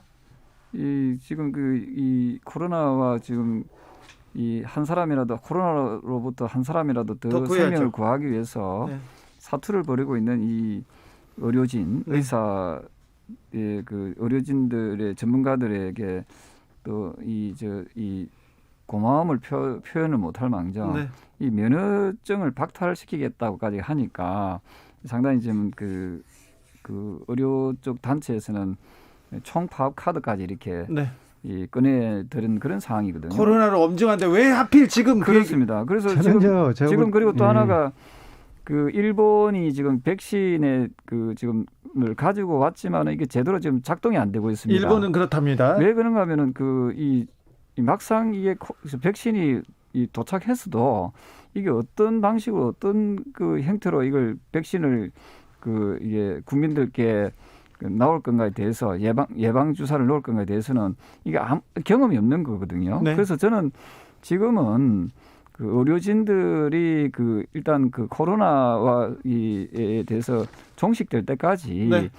잘 싸울 수 있도록 저는 이게 그 환경을 조성시키고 나서 그 이후에 그 전문가 간담회는 아까 말씀은 우리 안민석 의원께서도 좋은 이야기 하셨는데 그 여러 가지 지원에 대해서 우리가 너무 이 갑작스럽게 법을 개정하거나 이렇게 하지 말고 네. 좀 그 의료진들하고 좀 더 심도 있는 토론을 통해서 공청회를 통해서 이걸 점차적으로 그 의견을 좁혀 나가면 좋겠다 이런 생각을 왜 하고 하필 있어요. 지금이냐, 민석? 이번에 의료법 개정안은 네. 현장에서 묵묵히 헌신하는 의사들의 명예를 지켜주는 법이라고 생각하고요. 제가 볼 때는 의사들은 두 가지 부류가 있는 것 같아요. 첫째는 아주 그 순수한 그 의사들 현장에서 코로나 시대에 묵묵히 헌신하고 네, 또 각 전문 분야에서 열심히 일하는 의사들이 있고요. 네. 또 다른 부류는 정치적 편향의 의사가 있어요. 지금 현재 의협 지도부가 그렇다고 봅니다. 저는 이거 재작년에 제가 이걸 알게 재작년에 알게 된 게요. 지금 의협 회장하고 있는 최대엽 회장이라는 분이 최대집 네. 그분이 지난해 저를 고소를 또 했어요. 아, 그래요? 또 고소했어요? 왜 그분이 저를 고소를 합니까? 뭘로요? 아주 말도 안 되는 거였는데요. 그분이 저를 고소할 내용도 아니었는데 그래서 제가 최대집 그분에 대해서 좀 알아보니까 완전히 박근혜 대통령 탄핵시키지 말라고 청와대에서 1인 시위까지 했던 그런 아주 정치 편향의 그런 이제 의사분들이고 지금 의협의 지도부가 그런 회장 중심으로 있으니까 상당히 정치 편향적인 그런 의사고 이거 의료법 개정안 통과시키면은 의사 파업하겠다는 거 아닙니까? 근데 대부분의 제 주위에 있는 의사들한테 물어보니까 이번에 이 의료법 개정안 이거는 우리 의사들의 명예를 위해서도 이건 필요하다. 불량한 의사들을 걸러내야 된다라고 하고요. 총파업 대부분의 선량한 대부분의 의사들은 이번 총파업에 대해서는 전혀 동조하지 않을 겁니다. 내일 본회의에서 의료법 통과됩니까? 저는 아마도 조금 더 신중하게 접근을 해야 됩니다만은 네. 그도 말씀드리지만은 지금 우리 국민들께서는 한 사람의 의료 전문가도 좀 필요한 좀 절박하고 절실한 상황입니다. 왜냐하면 그 전문가들이 있어야만이 우리 국민들의 안전과 생명을 지켜낼 수가 있지 않겠습니까? 그래서 저는 이런 부분에 대해서 하필이면 왜 이 코로나가 있는 이 전국에 또 분란을 일으켜가지고 결국 피해를 누가 입습니까? 우리 국민들이 입는 거거든요. 국민이 입죠. 그래서 반쯤 파업, 부분 파업이 되든 전체적인 파업이 되든 어쨌든 그 국민들이 피해를 입기 때문에 이런 부분에 대해서는 여당에서 무조건 밀어붙이기식의 어떤 그런 방식보다는 지금 의료업계, 의료 전문가들하고 좀 더 충분한 논의를 거친 다음에 이런 부분이 법이 발의가 돼도 저는 늦지 않다 이렇게 보고 있습니다. 근데 지금 국회에서 지금 통과하고 있는 이 의료법 개정안 이거는 이미 여야가 보건복지위에서 충분하게 국민의힘에서도 동의했어요. 검토를 한 사안인데 네. 이것을 정영태 의원님의 이런 저런 말씀하시는 것은 그러면은 이 동의했던 국민의힘 의원들도 다 부정을 하자는 말씀이죠. 자, 여기까지 할게요. 오늘 너무 뜨거웠습니다. 정비록 마무리하겠습니다. 안민석, 조경태 의원님 두 분 감사합니다. 오늘도. 네, 감사합니다. 네, 감사합니다. 교통정보센터 다녀오겠습니다. 임초희 씨. 네, 이 시각 교통정보입니다. 퇴근길 정체 절정을 이루고 있습니다. 수도권 제순환고속도로인데요. 판교에서 구리 쪽으로 송파 부근부터 토평까지 15km 구간 지나기 어렵고요. 일산에서 판교 쪽으로는 일산부터 송내까지 18km 구간 정체 이어졌습니다. 반대 판교에서 일산 구리 쪽으로 살펴지는 긴 구간 정체는요. 도리분기점 부근부터 송내까지고요. 김포에서 자유로까지 지나기 어렵다가 다시 고양분기점부터 노고산 2터널까지 또 한 번 긴 구간 답답합니다. 서울 시내 서부간선도로 성산대교 쪽으로는 금천교와 광명교 사이 2차로에서 차량 화재 사고를 처리하고 있습니다. 불길은 잡혔고요. 현재 1차로로 통행이 가능합니다. 사고 여파로 서해안고속도로 1측부터 정체가 심하고요. 사고 지점 지나서는 성산대교 북단까지 차가 많습니다. 강변북로 구리 쪽으로 방화대교에서 양화대교, 마포대교부터 구리시계까지 정체입니다. KBS 교통정보센터였습니다. 정치 피로, 사건 사고로 인한 피로, 고달픈 일상에서 오는 피로. 오늘 시사하셨습니까? 경험해보세요. 들은 날과 안 들은 날의 차이. 여러분의 피로를 날려줄 저녁 한 끼 시사. 추진우 라이브.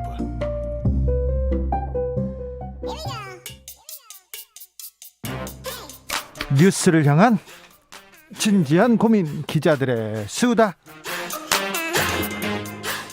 라이브 기자실을 찾은 오늘의 기자는 한결의 김민아 기자입니다. 어서 오세요. 네, 안녕하세요. 네. 자, 1년 만에 부산행, 문재인 대통령이 부산을 방문했습니다. 네, 오늘 문재인 대통령은 동남권 메가시티 구축 전략 보고 행사 참석차 부산을 방문했습니다. 네. 네.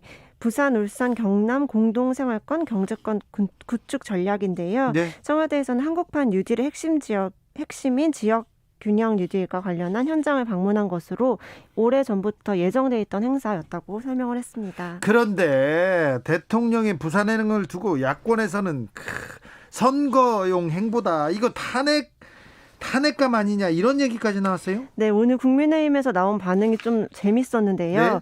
먼저 주호영 원내대표는 오늘 오전 당 비상대책위원 회의에서 선거 질서를 훼손하는 대통령의 노골적인 선거 개입은 탄핵 사유에 해당한다. 탄핵 사유다. 네, 거세게 반발을 했습니다. 네. 근데 이제 이보다 먼저 진행됐던 부산 지역 의원들 기자회견이 있었습니다. 예. 여기서는 이제 변창흠 국토부 장관이 그 가덕도 신공항에 대해서 적극성을 띠지 않고 있다면서 변창흠 장관을 경질해야 된다라고 요구하는 더 적극적으로 나서라. 네, 그런 기자회견을 했고요. 또 예. 부산 진구갑의 오선 의원인 서병수 의원은 오늘 페이스북에 글을 남겨서 재보궐선거를 앞두고 문재인 대통령이 부산에 방문해서 가덕도를 간다고 하는 이유가 너무 뻔하다면서도 대통령께 한 말씀 덧붙이면 기왕 선거운동하러 가셨으면은 가덕도 신공항 건설 계획을 밝혀달라라고 좀 상당한 입장을 발표하기도 했습니다. 우선 조경태 의원도 네. 이거는 대통령이 잘하는 거니까 너무 비판하면 안 된다는 취지의 말씀을 지금 주진우 라이브에서 하셨어요. 네, 맞습니다. 네, 그렇습니다. 네. 근데 주호영 원내대표 TK의 반응은 조금 다른 것 같아요. 굉장히 싸늘하고요. 네. 또 방금 전에 법사위에서 가덕도 신공항 특별법이 통과가 돼서 예. 앞으로 이제 본회의에 올라가게 되는데 당내에서 좀 당의 입장을 정해야 될 텐데 아직 당의 일관된 입장이 정리되지는 않은 것 같아요. 없고 일단 김종인 위원장은 해야 된다라는 입장이고 조호영 원내대표 수톱이 입장이 다른 거죠. 투톱이 다르고 또 영남권 다르고 맞습니다. TK는 또 다르고. 네, 또 TK 의원들은 또 나름의 다른 신공항 특별법까지 내놓은 상태여서 좀 혼란은 계속되고 있는 것 같습니다. 혼란은 계속됩니다. 그리고 네. 만약에 내일 본회의를 통과하더라도 국토부가 네. 가덕도 신공항 보고서에 대해서 굉장히 회의적인, 네네, 맞습니다. 엄격한 보고서를 내놨어요. 네, 이제 거기에 대해서 국민의힘에서도 정부 입장이 무엇이냐, 제대로 입장이 다른 것은 정리를 좀 해줘야 된다라고 공세를 펴고 있는데요. 네. 또 오늘 아까 방금 전에 나왔던 청와대 브리핑을 보면 대통령이 국토부에서 혼란스러울 수 있지만 적극성을 가지고 진행을 해야 된다라는 입장을 또 내놓으셨기 때문에 좀 국토부와 관련된 것은 진정이 될 것 같습니다. 법이 만들어지면 또 공무원들은 그 정책 하죠. 방향에 따라서 진행을 하죠. 네네, 맞습니다. 자, 국민의힘 서울시장 후보 언제 결정된다고요? 3월 4일에 결정될 예정입니다. 3월 4일이면 지금 한창인데 약간 분위기가 좀 뭐라고 해야 되나요? 긴장도가 떨어진다고 할까요? 뭐 여당이든 야당이든? 네, 맞습니다. 일단은 이제 마지막 주 한 주를 보내고 있는데요. 네, 토론 계속되고 있는데 네. 토론이 너무 많아가지고요. 관심이 좀 분산된다고 해야 될까요? 네, 맞습니다. 또 앞으로 남은 토론이 나경원, 오세훈 후보 그 4명 포함해서 2번이 더 남았고요. 네. 이제 그 나경원, 오세훈 후보가 아무래도 그 각축전을 벌이고 있기 때문에 두 분의 어떤 네거티브 전략이 좀 마지막에는 그게 달하고 있는 상황인 것 같습니다. 나경원, 오세훈 후보의 네거티브가 지금 보입니다. 그런데 두 분의 지지율이 네. 굉장히 붙어 있나 봐요. 엇비슷한 것 같아요. 네네. 또 이제 마지막에 여성 가산점 10%를 나경원 후보가 받게 되는데 네. 예를 들어 뭐 30을 받으면 33%를 이길 수 있는 상황이기 때문에 네. 굉장히 예민하게 모든 그 룰에 대해서도 반응이 좀 안 좋게 나오고는 있습니다. 네. 나경원 후보 같은 경우에는 이제 여론조사에서 민주당 지지자를 제외하지 않는 것이 뭐 정당 민주주의 측면에서 문제가 있는 거 아니냐. 지금 나경원 후보가 네. 여론조사를 100% 그냥 국민 네. 여론조사로 열어놨잖아요. 네네, 맞습니다. 오래 전에 만들었는데 이 조항이 자기한테 불리하다면서 네. 계속 불만을 제기하고 있어요. 이게 나경원 후보가 지금 판세가 약간 유리하지만은 않다 이렇게 생각하시나 봐요? 그렇게 좀 볼 수가 있겠죠. 또 오늘은 오세훈 후보 경우에는 토론 진행 룰에 관련해서 공관위의 입장을 바꿔달라고 좀 요구를 했는데요. 네. 뭐 이제 토론이 끝나면 누가 승리했는지를 그 시민평가단을 통해서 발표를 있죠. 하곤 했는데 이게 당원의 결정에 온전히 따르다 보니까 본인이 유리한 시민들의 여론은 반영되지 않고 있다. 이걸 번복해달라라고 입장을 냈습니다. 아무튼 나경원 후보는 당원들한테는 내가 유리하다 이렇게 얘기하고 오세훈 후보는 전 국민한테는 내가 유리하다 계속 맞습니다. 주장하고 있습니다. 네. 자, 그런데요. 제3지대 토론은 어떻게 되고 있어요? 지금 이제 안철수 후보, 금태섭 후보의 토론이 진행 중입니다. 지금 진행 중이에요? 네, 두 근데 번째이자 마지막 토론인데요. 예, 네. 근데 첫 번째 토론이 사실 안철수 후보의 토론 굉장히 관심이 많았거든요. 맞습니다. 토론마다 좀 주옥 같은 또 어록도만 남기고 그래서. 그런데 그렇게 치열한 수싸움이 없어서 그런지 관심도가 좀 떨어집니다. 네, 진원 토론 주제가 이제 문재인 정부의 4년간의 평가를 주제로 잡아가지고 서울에 관련된 얘기는 그렇게 많이 나오지 않았고 두 분 다 문재인 정부만 계속 비판하더라고요. 네, 그랬죠. 한 목소리로 그랬고 이제 오늘 주제는 서울시 비전과 정책인데요. 보면 이제 부동산 문제를 두 후보가 모두 다 이제 적극적으로 발표를 했던 상황인데 네. 그 나머지 정책에 대해서는 아직 좀 희미한 모습이 보였고요. 두 후보들은 아무튼 단일화는 언제 합니까? 단일화는 이제 3월 1일쯤에 결정이 될 예정입니다. 오늘이 마지막 오늘 마지막 토론을 하고 여론조사에 들어가고 그 결과에 따라서 3월 1일에 둘 중에 한 분이 이제 제3지대 후보로 나오게 되겠죠. 네, 둘 중에 한 분이 네. 누가 되는지는 모릅니다. 네. 그런데 안철수 후보의 지지율이 견고합니다.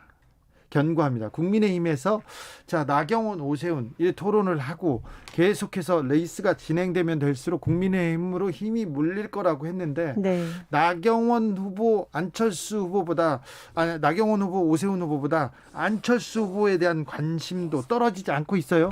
네, 그렇죠. 단일화의 큰 변수가 될 것 같은데요. 네, 그렇다 보니까 이제 국민의힘에서는 당의 힘으로 우리가 좀 더 유리한 고지를 차지할 수 있다고 보고 국민의힘 후보가 누구이냐를 이제 여론조사에다가 넣기를 바라고 안철수 후보 쪽에서는 개인기로 돌파하려는 거죠. 당 이름은 지우고 그 여론조사 경우에 나경원, 안철수, 오세훈, 안철수 이런 식으로 물어달라라고 주장을 하는 것으로 전해지고 있습니다. 네, 그래요. 네.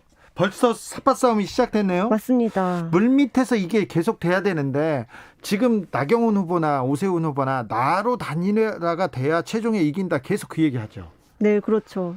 어디서 오시는 자신감이신지 모르겠는데 네. 이미 본인들이 네. 유리한 고지를 점했다라고 많이 말씀을 하고 원래 있습니다. 박빙 승부에서는 내가 이겼다. 네. 판세는 끝났다. 될 사람 밀어달라 이런 얘기는 합니다. 네, 맞습니다. 한 45년 됐습니다. 그런 얘기. 네. 그런데 지금 다 박빙인 것 같아요. 맞습니다. 네. 이제 마지막에 그 시민들이 어떤 쪽 후보를 더 지지할지는 정말 뚜껑을 열어봐야 알 것 같고요. 한 일주일 정도 됩니다. 남았는데 네. 큰 변수도 없는 것 같고요. 네, 마지막 토론이 어떻게 뭐 판세를 바꿀 만한 주제가 나올지는 잘 모르겠습니다. 그러게요. 그동안 이제 계속 과거를 붙잡는 발언들을 두 후보가 많이 했기 때문에 네. 그냥 개인적으로는 좀 미래지향적인 토론을 했으면 하는데 잘 될지 모르겠습니다. 그럴까요? 기자들의 수다 한결의 김민아 기자였습니다. 네, 감사합니다. 감사합니다.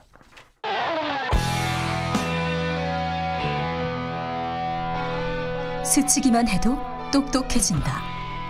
드라이브 스루 시사 주진우 라이브.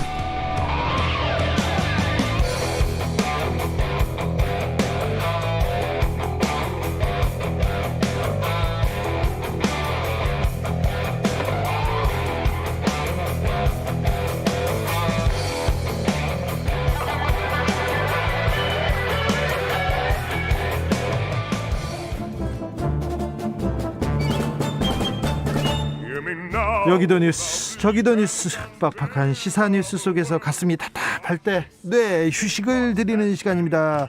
한 달에 한 권 맛있는 책을 만난다. 월간 책의 맛. 김갑수 평론가님 어서 오세요. 오랜만입니다. 아이고 기다렸습니다. 정선태 교수님 어서 오세요. 네, 안녕하세요. 아이고 반갑습니다. 네. 2월이 가고 3월이 옵니다. 지난번에는 저희가 빠친코 이민진 작가의 빠친코 읽었습니다. 저는 선생님들의 추천을 보고 바로 읽었는데요. 잘 읽었습니다. 네. 정말 좋은 작품이죠. 네, 잘 읽었습니다.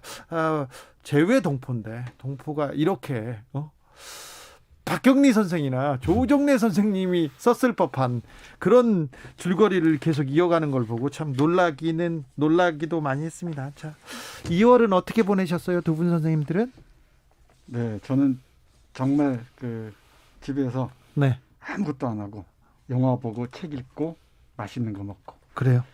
그렇게 지냈습니다. 죄송합니다. 김갑수 선생님이요? 전 특별한 거 없어요. 네. 특별한 거 없으면요? 똑같아요, 맨날? 맨날 똑같이? 정말 똑같아요. 그래요? 네. 알겠어요. 그럼 지나갈게요.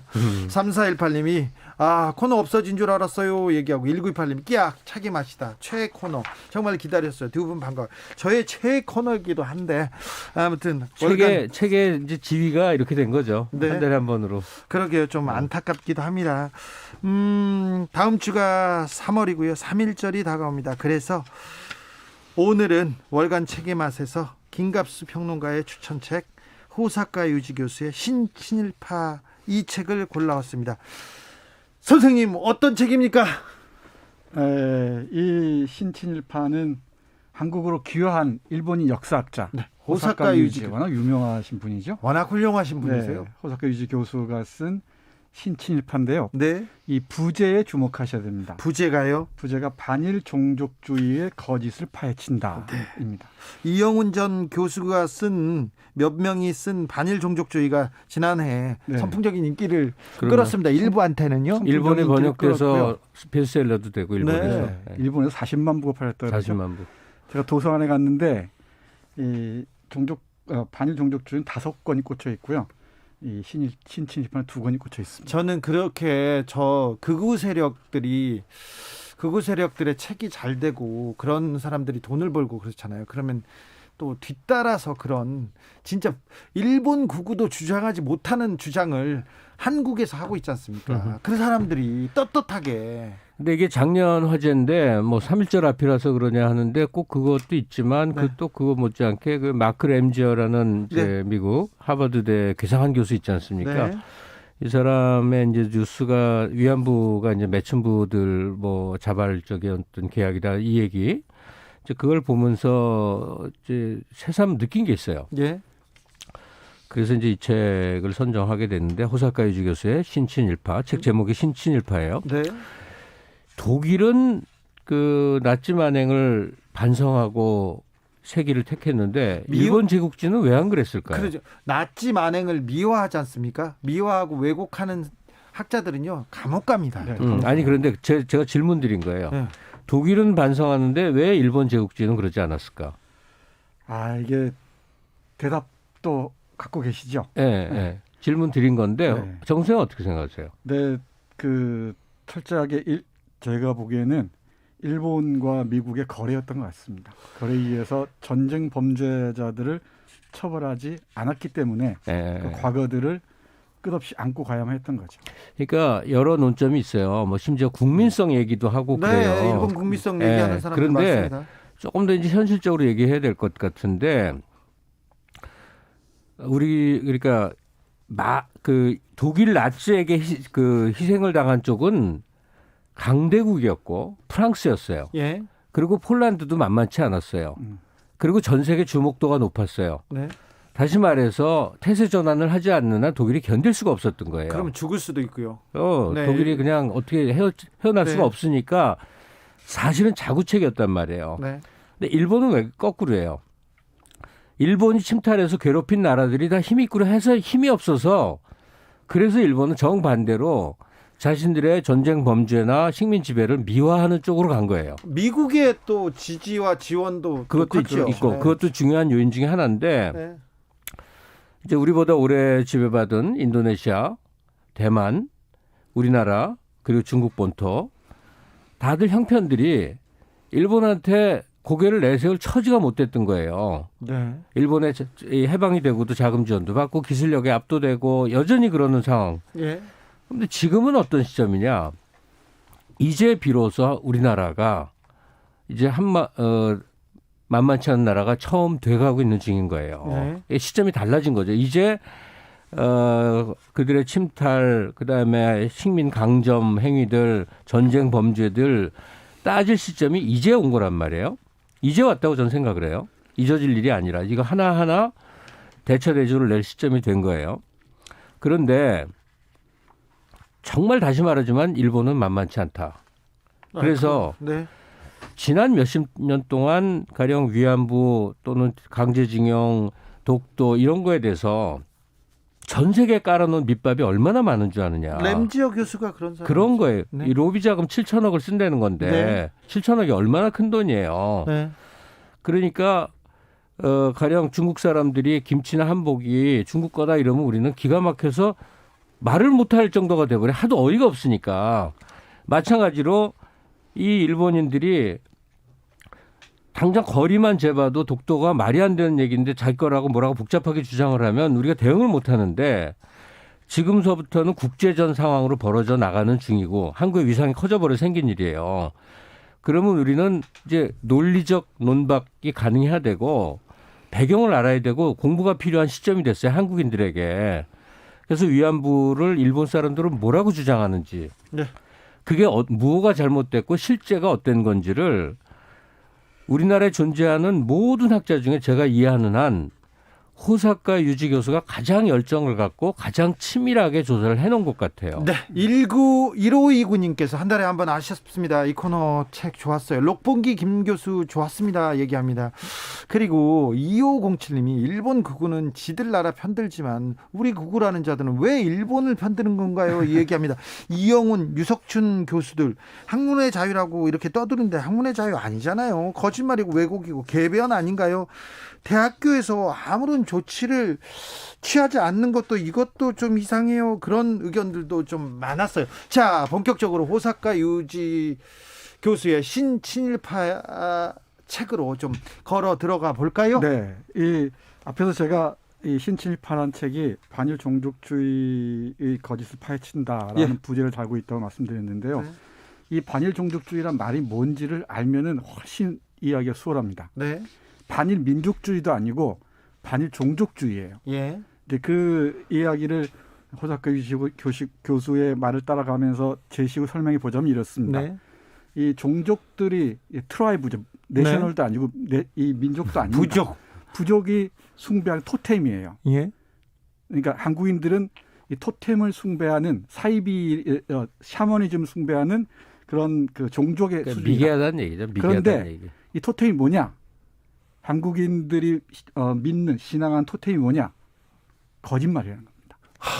이게 그 반일 종족주의라는 책에 이영훈 교수가 쓴 그 프롤로그에 나와 있어요. 예. 이 세계에서 가장 거짓말을 많이 하는 민족이라고. 여기 뽑아놓은 문장 제가 보겠습니다. 이영훈 교수가 프롤로그에 쓴 말입니다. 한국의 거짓말 문화는 국제적으로 널리 잘 알려진 사실입니다. 거짓말과 사기가 난무하니 사회적 신뢰의 수준은 점점 낮아지는 추세입니다. 이 나라 역사학이나 사회학은 거짓말 온상입니다. 어떤 사람이 거짓말을 하는 것은 지적 분별력이 낮고 그에 대한 수치심이 없는 가운데 거짓말의 수익이 크기 때문입니다. 그러니까 돈을 벌기 위해서 거짓말을 한다는 거죠. 거짓말의 문화, 정치, 학문, 재판은 이 나라를 파멸로 이끌 것입니다. 아니 저런 얘기를 하고 있는데 서울대에서는 뭐 하냐고요? 동문들은 뭐 하고요? 이게 반일 종족주의라는 책을 끌어가는 네. 핵심이에요. 네. 근데 더 슬픈 게 있어요. 이영훈 교수의 반일 종족주의나 그 이우연이나 그 산하의 사람들이 네. 또는 우리나라의 그 유명한 일모라는 사이트에서 네. 이제 거기에도 깊이 있는 글이 나온다는 거예요. 그런 게 일본을 편들일지언정 어쨌든 연구라도 했으면 좋은데 이 모든 얘기들은 네. 일본 극우 사이트에서 나오는 걸 그대로 그냥 재구성한 거예요. 예, 번역이에요. 일본 극우들이 먼저 통계, 자료, 주장을 쫙 정리해 놓으면 우리나라 유명한 나이 드신 유튜버들 중에 아주 보수적인 분들이 있어요. 제 친구도 있어요. 그래서 아는 거예요. 알게 된 거예요. 일본에서 제공하는 걸 그대로 받아다가 말만 한국어투로 바꿔서 그대로 전하는 거예요. 계속. 이 호사카 유지 교수 책을 읽다 보니까 이영훈 교수의 논점이 일본 극우 어디서 나온 얘기인지를 조목조목 좀 헤쳐놨어요. 네, 그리고 일본 극우가 한국의 수구 보수를 어떻게 지원하는가 그런 주장도 있었죠. 자, 교수님. 네. 그래서 이런 그 반일 종족주의의 근본을 이 문제 삼으면서 이제 세 방향에서 하나하나 이 반박합니까? 반박해 나갑니다. 호사카 교수는 어떻게 반박하고 있습니까? 하나가 예를 들면 강제징용 네. 문제, 그리고 일본군 위안부 예. 이 심표를 해야죠. 그리고 세 번째가 이제 독도 문제. 네. 이 세 가지를 하나하나 이 격파해 나갑니다. 예. 실질적인 그 자료를 바탕으로 해서 이 비판해 나가는데 대표적인 게 위안부 문제와 관련해서는 일본 헌명의 이 증언들, 네. 그리고 문옥주 할머니의 증언들을 조목조목 그 사례를 전체 풀 텍스트를 놓고 이 맥락을 읽어가면서 비판해 나가요. 근데 이 이영훈 교수 이하 그 친일 반일 종족주의 저자들은 한 부분만 떼내서 그렇죠. 이 맥락을 완전히 지워버린 채 인용하거든요. 네. 그 전체를 복원하면서 이게 어떤 맥락에서 나온 것이라는 하나하나 보여줍니다. 해서 반일 종족주의가 얘기하는 그 논거가 얼마나 빈약한지, 그리고 네. 이게 얼마나 거짓말로 가득 차 있는지를 잘 볼 수 있는 책이라고 할 수 있습니다. 네. 이런 반일 종족주의 같은 책이 나오면은 고개를 돌려버리는 사람들이 많아요. 네, 그런 사람들 그런데 많죠. 네. 호사카 유지 교수가 최전선에 나서서 싸우고 있는 셈인데, 물론 위안부 문제와 관련해서나 강제동원과 관련해서는 한국과 일본 쪽에서 좋은 연구들이 많이 나와 있습니다. 예. 근데 이렇게 언론의 조명을 받지 못하는 편이죠. 예. 근데 그에 반해서 극우 지식인들, 뭐 극우로 해야 할지 모르겠습니다만은 그 반일 종족주의 같은 것은 다양한 방식으로 이 스포트라이트를 받잖아요. 예. 그러다 보니까 이게 맞는 것처럼. 그러니까 우리나라에서도 베스트셀러 되고 그렇죠. 일본에서 베스트셀러 이게 되고 대세인 것처럼 읽히단 말이에요. 거기에 대해서 정당한 논박을 한 신친일파 같은 호사카 유지 교수 책은 아마 제가 아는 한 얼마 안 팔렸을 거예요. 네. 아니 그렇죠. 네. 자, 그런데 또 다른 내용은 어떻습니까? 네, 이 친일파 문제만 해도 이걸 좀 짚고 가야 될 것 같은데 네. 국어 사전을 보면 딱 두 가지가 나옵니다. 하나는 일본과 친하게 지낸 사람들. 네. 근데 두 번째는 일본 지배하에서 협력 해서 자신들 이 기득권을 뭐 강화한 사람들 이런 식으로 나오는데, 이 친일 그때 이 친자가 의미가 달라지죠. 네. 첫 번째 친은 친하다는 뜻인데 네. 뒤에 친은 일본을 어버이로 받드는, 그러니까 매국과 숭배죠. 그렇죠. 일본을 우리나라를 매국을 하고 일본을 숭배하는 그 사람들이 이제 한국에도 꽤 많은 숫자가 존재하고 특히 네. 지식인 사회, 경제계 이런 쪽에 존재를 하는데, 자, 반일 종족주의가 나왔을 때 네. 우리 역사계, 우리 그 경제계에서 이거 잘못됐다고 많은 학자들이 비판하고 비난하고 논문을 써서 내지 않았어요. 그러니까 안 지금 왔습니다. 당장 마크 학교에서, 램지어라는 네. 미국 교수가 위안부란 존재한 적이 없고 매춘부들이 돈 벌러 간 거다라고 주장했을 때 네. 우리나라에 숱한 사학과가 존재하지 않습니까? 네. 국사과든지 사학과든지. 네.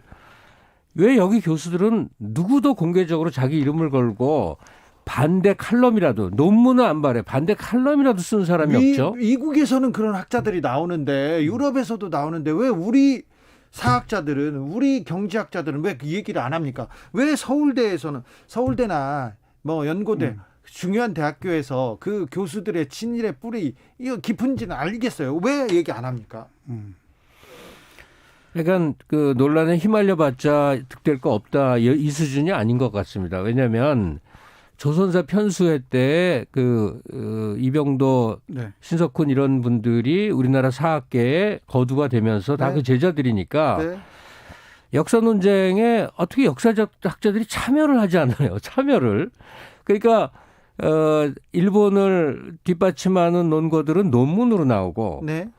여기는 그거에 대한 반대는 대학생들이거나 반크 같은 네. 그냥 사회운동 하는 애들이 목청을 높이고 이러면 싸움에서 누가 이기냐 하는 거예요. 누가. 아니 지금 반일 종족 쪽에 반대하고 지금 목소리를 높이고 있는 분이 호사카 유지 교수 말고는 안 보입니다. 네, 잘 안 보이죠. 네. 역사 쪽에서 그렇습니다. 아마 진흙탕 싸움을 피하고 싶은 그럼 모양입니다. 득될 게 네. 없다 생각하는 거예요. 그래서 그 친일파 개념을 말씀드렸는데 네. 그게 호사카 유지 교수는 그게 노예 근성이라는 거예요.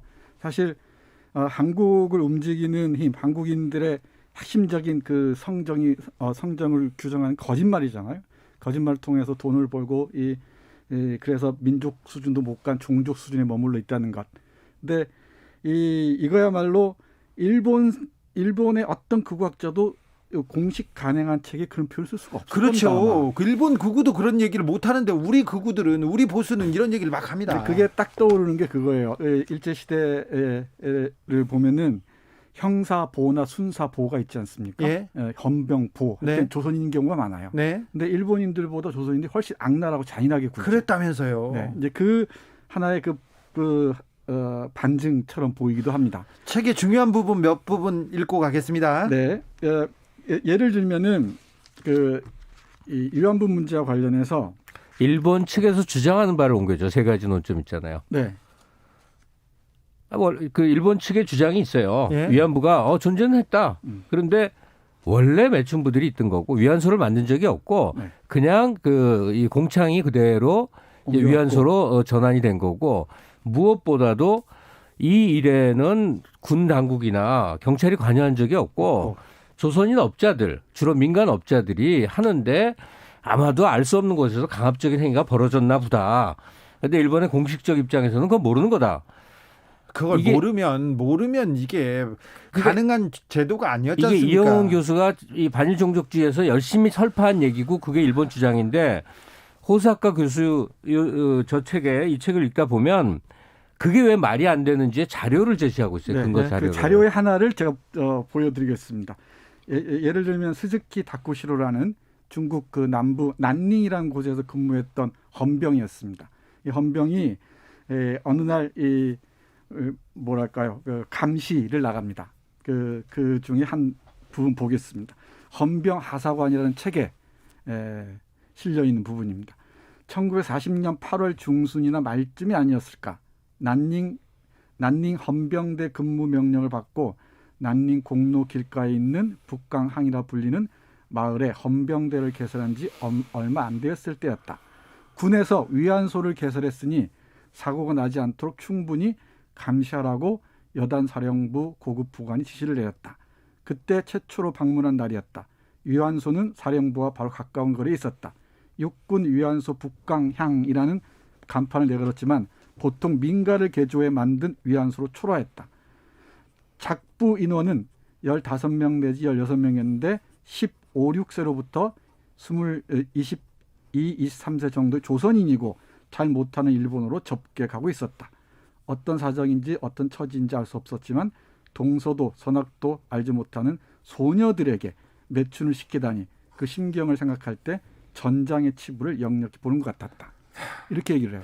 일본군 헌병이 보고하는 겁니다. 위안부 문제는 역사에서도 이미 판명된 전쟁 범죄입니다. 인신매매고요. 인권 유린인데 이걸 가지고 한국 사람이 참 유재이님께서 스포츠 이기려고 하지 말고 일본인보다 좀 책 좀 읽자. 책 좀 얘기합니다. 2565님께서 광복 후에 친일파가 반공 세력에 숨어들었듯이 지금은 친일파가 학문의 자율이라는 허울을 숨고 또한 법으로 지적받지 않는 시스템으로 커가고 있습니다. 얘기합니다. 약간 제가 내용으로 들어가기에는 너무 이제 여러 가지가 네. 막혀서 그냥 자꾸 반복된 얘기를 드리는데 지금의 한국인은 네. 마치 8, 90년대 일본 젊은이들이 전 세계를 무대로 해갖고 가장 잘 사는 나라를 단기간에 만드는 것과 같은 과정을 지금 한국 사람들이 하고 있어요. 예. 근데 여기서 그 한국인의 자기 정체성에 대해서 언제든지 설명할 수 있고 논쟁할 수 있고 토론할 수 있는 그 인문학적 실력도 같이 겸비하지 않으면 정말 큰일 납니다. 그렇습니다. 그러니까 지금 뛰어난 이 한국의 젊은 청년들이 정말 많은데 정말 많아요. 그런데 호사카 유지의 신친일파 같은 것도 읽어둬야 됩니다. 네. 여기는 무대가 이 지금 한일 관계 문제는요. 이제 한국과 일본의 문제가 아니에요. 왜냐 같은 시장을 놓고 우리가 하나하나 먹어가는 과정인데 지금은 일본을 사랑하는 다른 나라 사람들 있죠. 유럽인이라든지 남미라든지 이쪽에서 아직 크게 나오질 않는 중입니다. 네. 오히려 한국이 굉장히 잘하고 있어요. 뭐 한류 같은 거 말할 것도 없잖아요. 근데 우리가 직면할 여러 어려움 중에 하나는 일본 나라나 일본인이라기보다 일본을 매우 우호적으로 생각하고 일본이라면 무조건 미화하는 일본인 아닌 전 세계 방대한 사람들. 네. 이들하고도 싸워야 되는데 이럴 경우에 우리가 한 사람 한 사람이 전부 적어도 한일 관계에 있어서 역사적 맥락에 대해서 언제라도 설명할 수 있는 논거는 가져야 된다. 교수님. 그리고 덧붙이자면은 일본은 기본적으로 저는 일본에 깊은 관심을 갖고 있습니다만은 성찰의 능력이나 반성의 능력을 결여하고 있는 것 같습니다. 물론 진보적인 학자들도 없지 않습니다만은 일본이 이렇게 과거 이 아시아 지배 역사, 침략의 역사를 반성하지 않으면은 또 다른 위기에 처할 우려가 높고 제가 이제 개인적으로 아는 일본인들이 있어요. 정말 좋은 사람들이에요. 이 사람들은 진심으로 믿어요. 뭐냐면 정말 미개한 나라를 우리가 진심으로 도와줬다.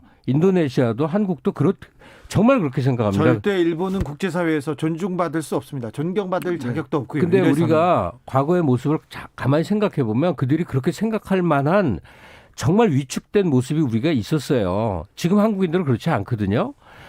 야, 좀 이토요 분이라고 정말 소니사의 간부고 친한 놈이 있는데 서로 역사 문제는 절대로 말을 안 하는데 한 10여 년 전 얘기인데 독도 얘기를 정말 얘기를 하는데요.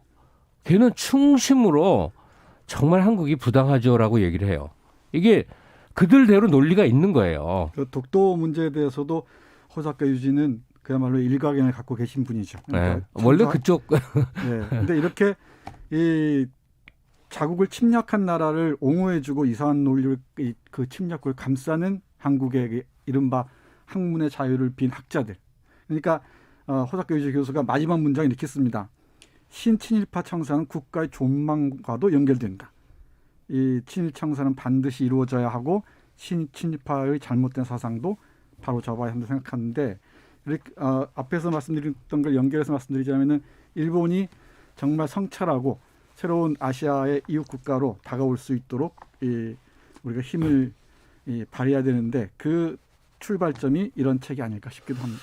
하이드님께서 독일도 처음 망하고 히틀러 만들어냈어요. 2번 망하고 나서 정신 차렸죠. 얘기합니다. 그리고 3392님께서는 한 달에 한 번이 뭡니까? 한 달에 한 번이 빠친코 3일 만에 읽고 고한수와 선자, 노아에 빠져 살다가 2%가 있다는 걸 잊어버렸죠. 선자가 순자로 바뀝니다. 매주로 다시 부활시켜주세요. 책을 읽든 안 읽든 책 얘기 듣고 싶습니다. 책을 읽어야 되는데. 저 호사카 유지 개인적인 얘기 하나만 하면요. 네. 호사카 선생하고 사담을 좀 나누는데 제가 좀 감상적인 얘기를 했어요. 예? 아유, 선생님 그래도 일본에서 나신 분인데 이렇게 일본 비판하기 마음 괴로우시겠다 그랬더니 눈을 동그랗게 던져.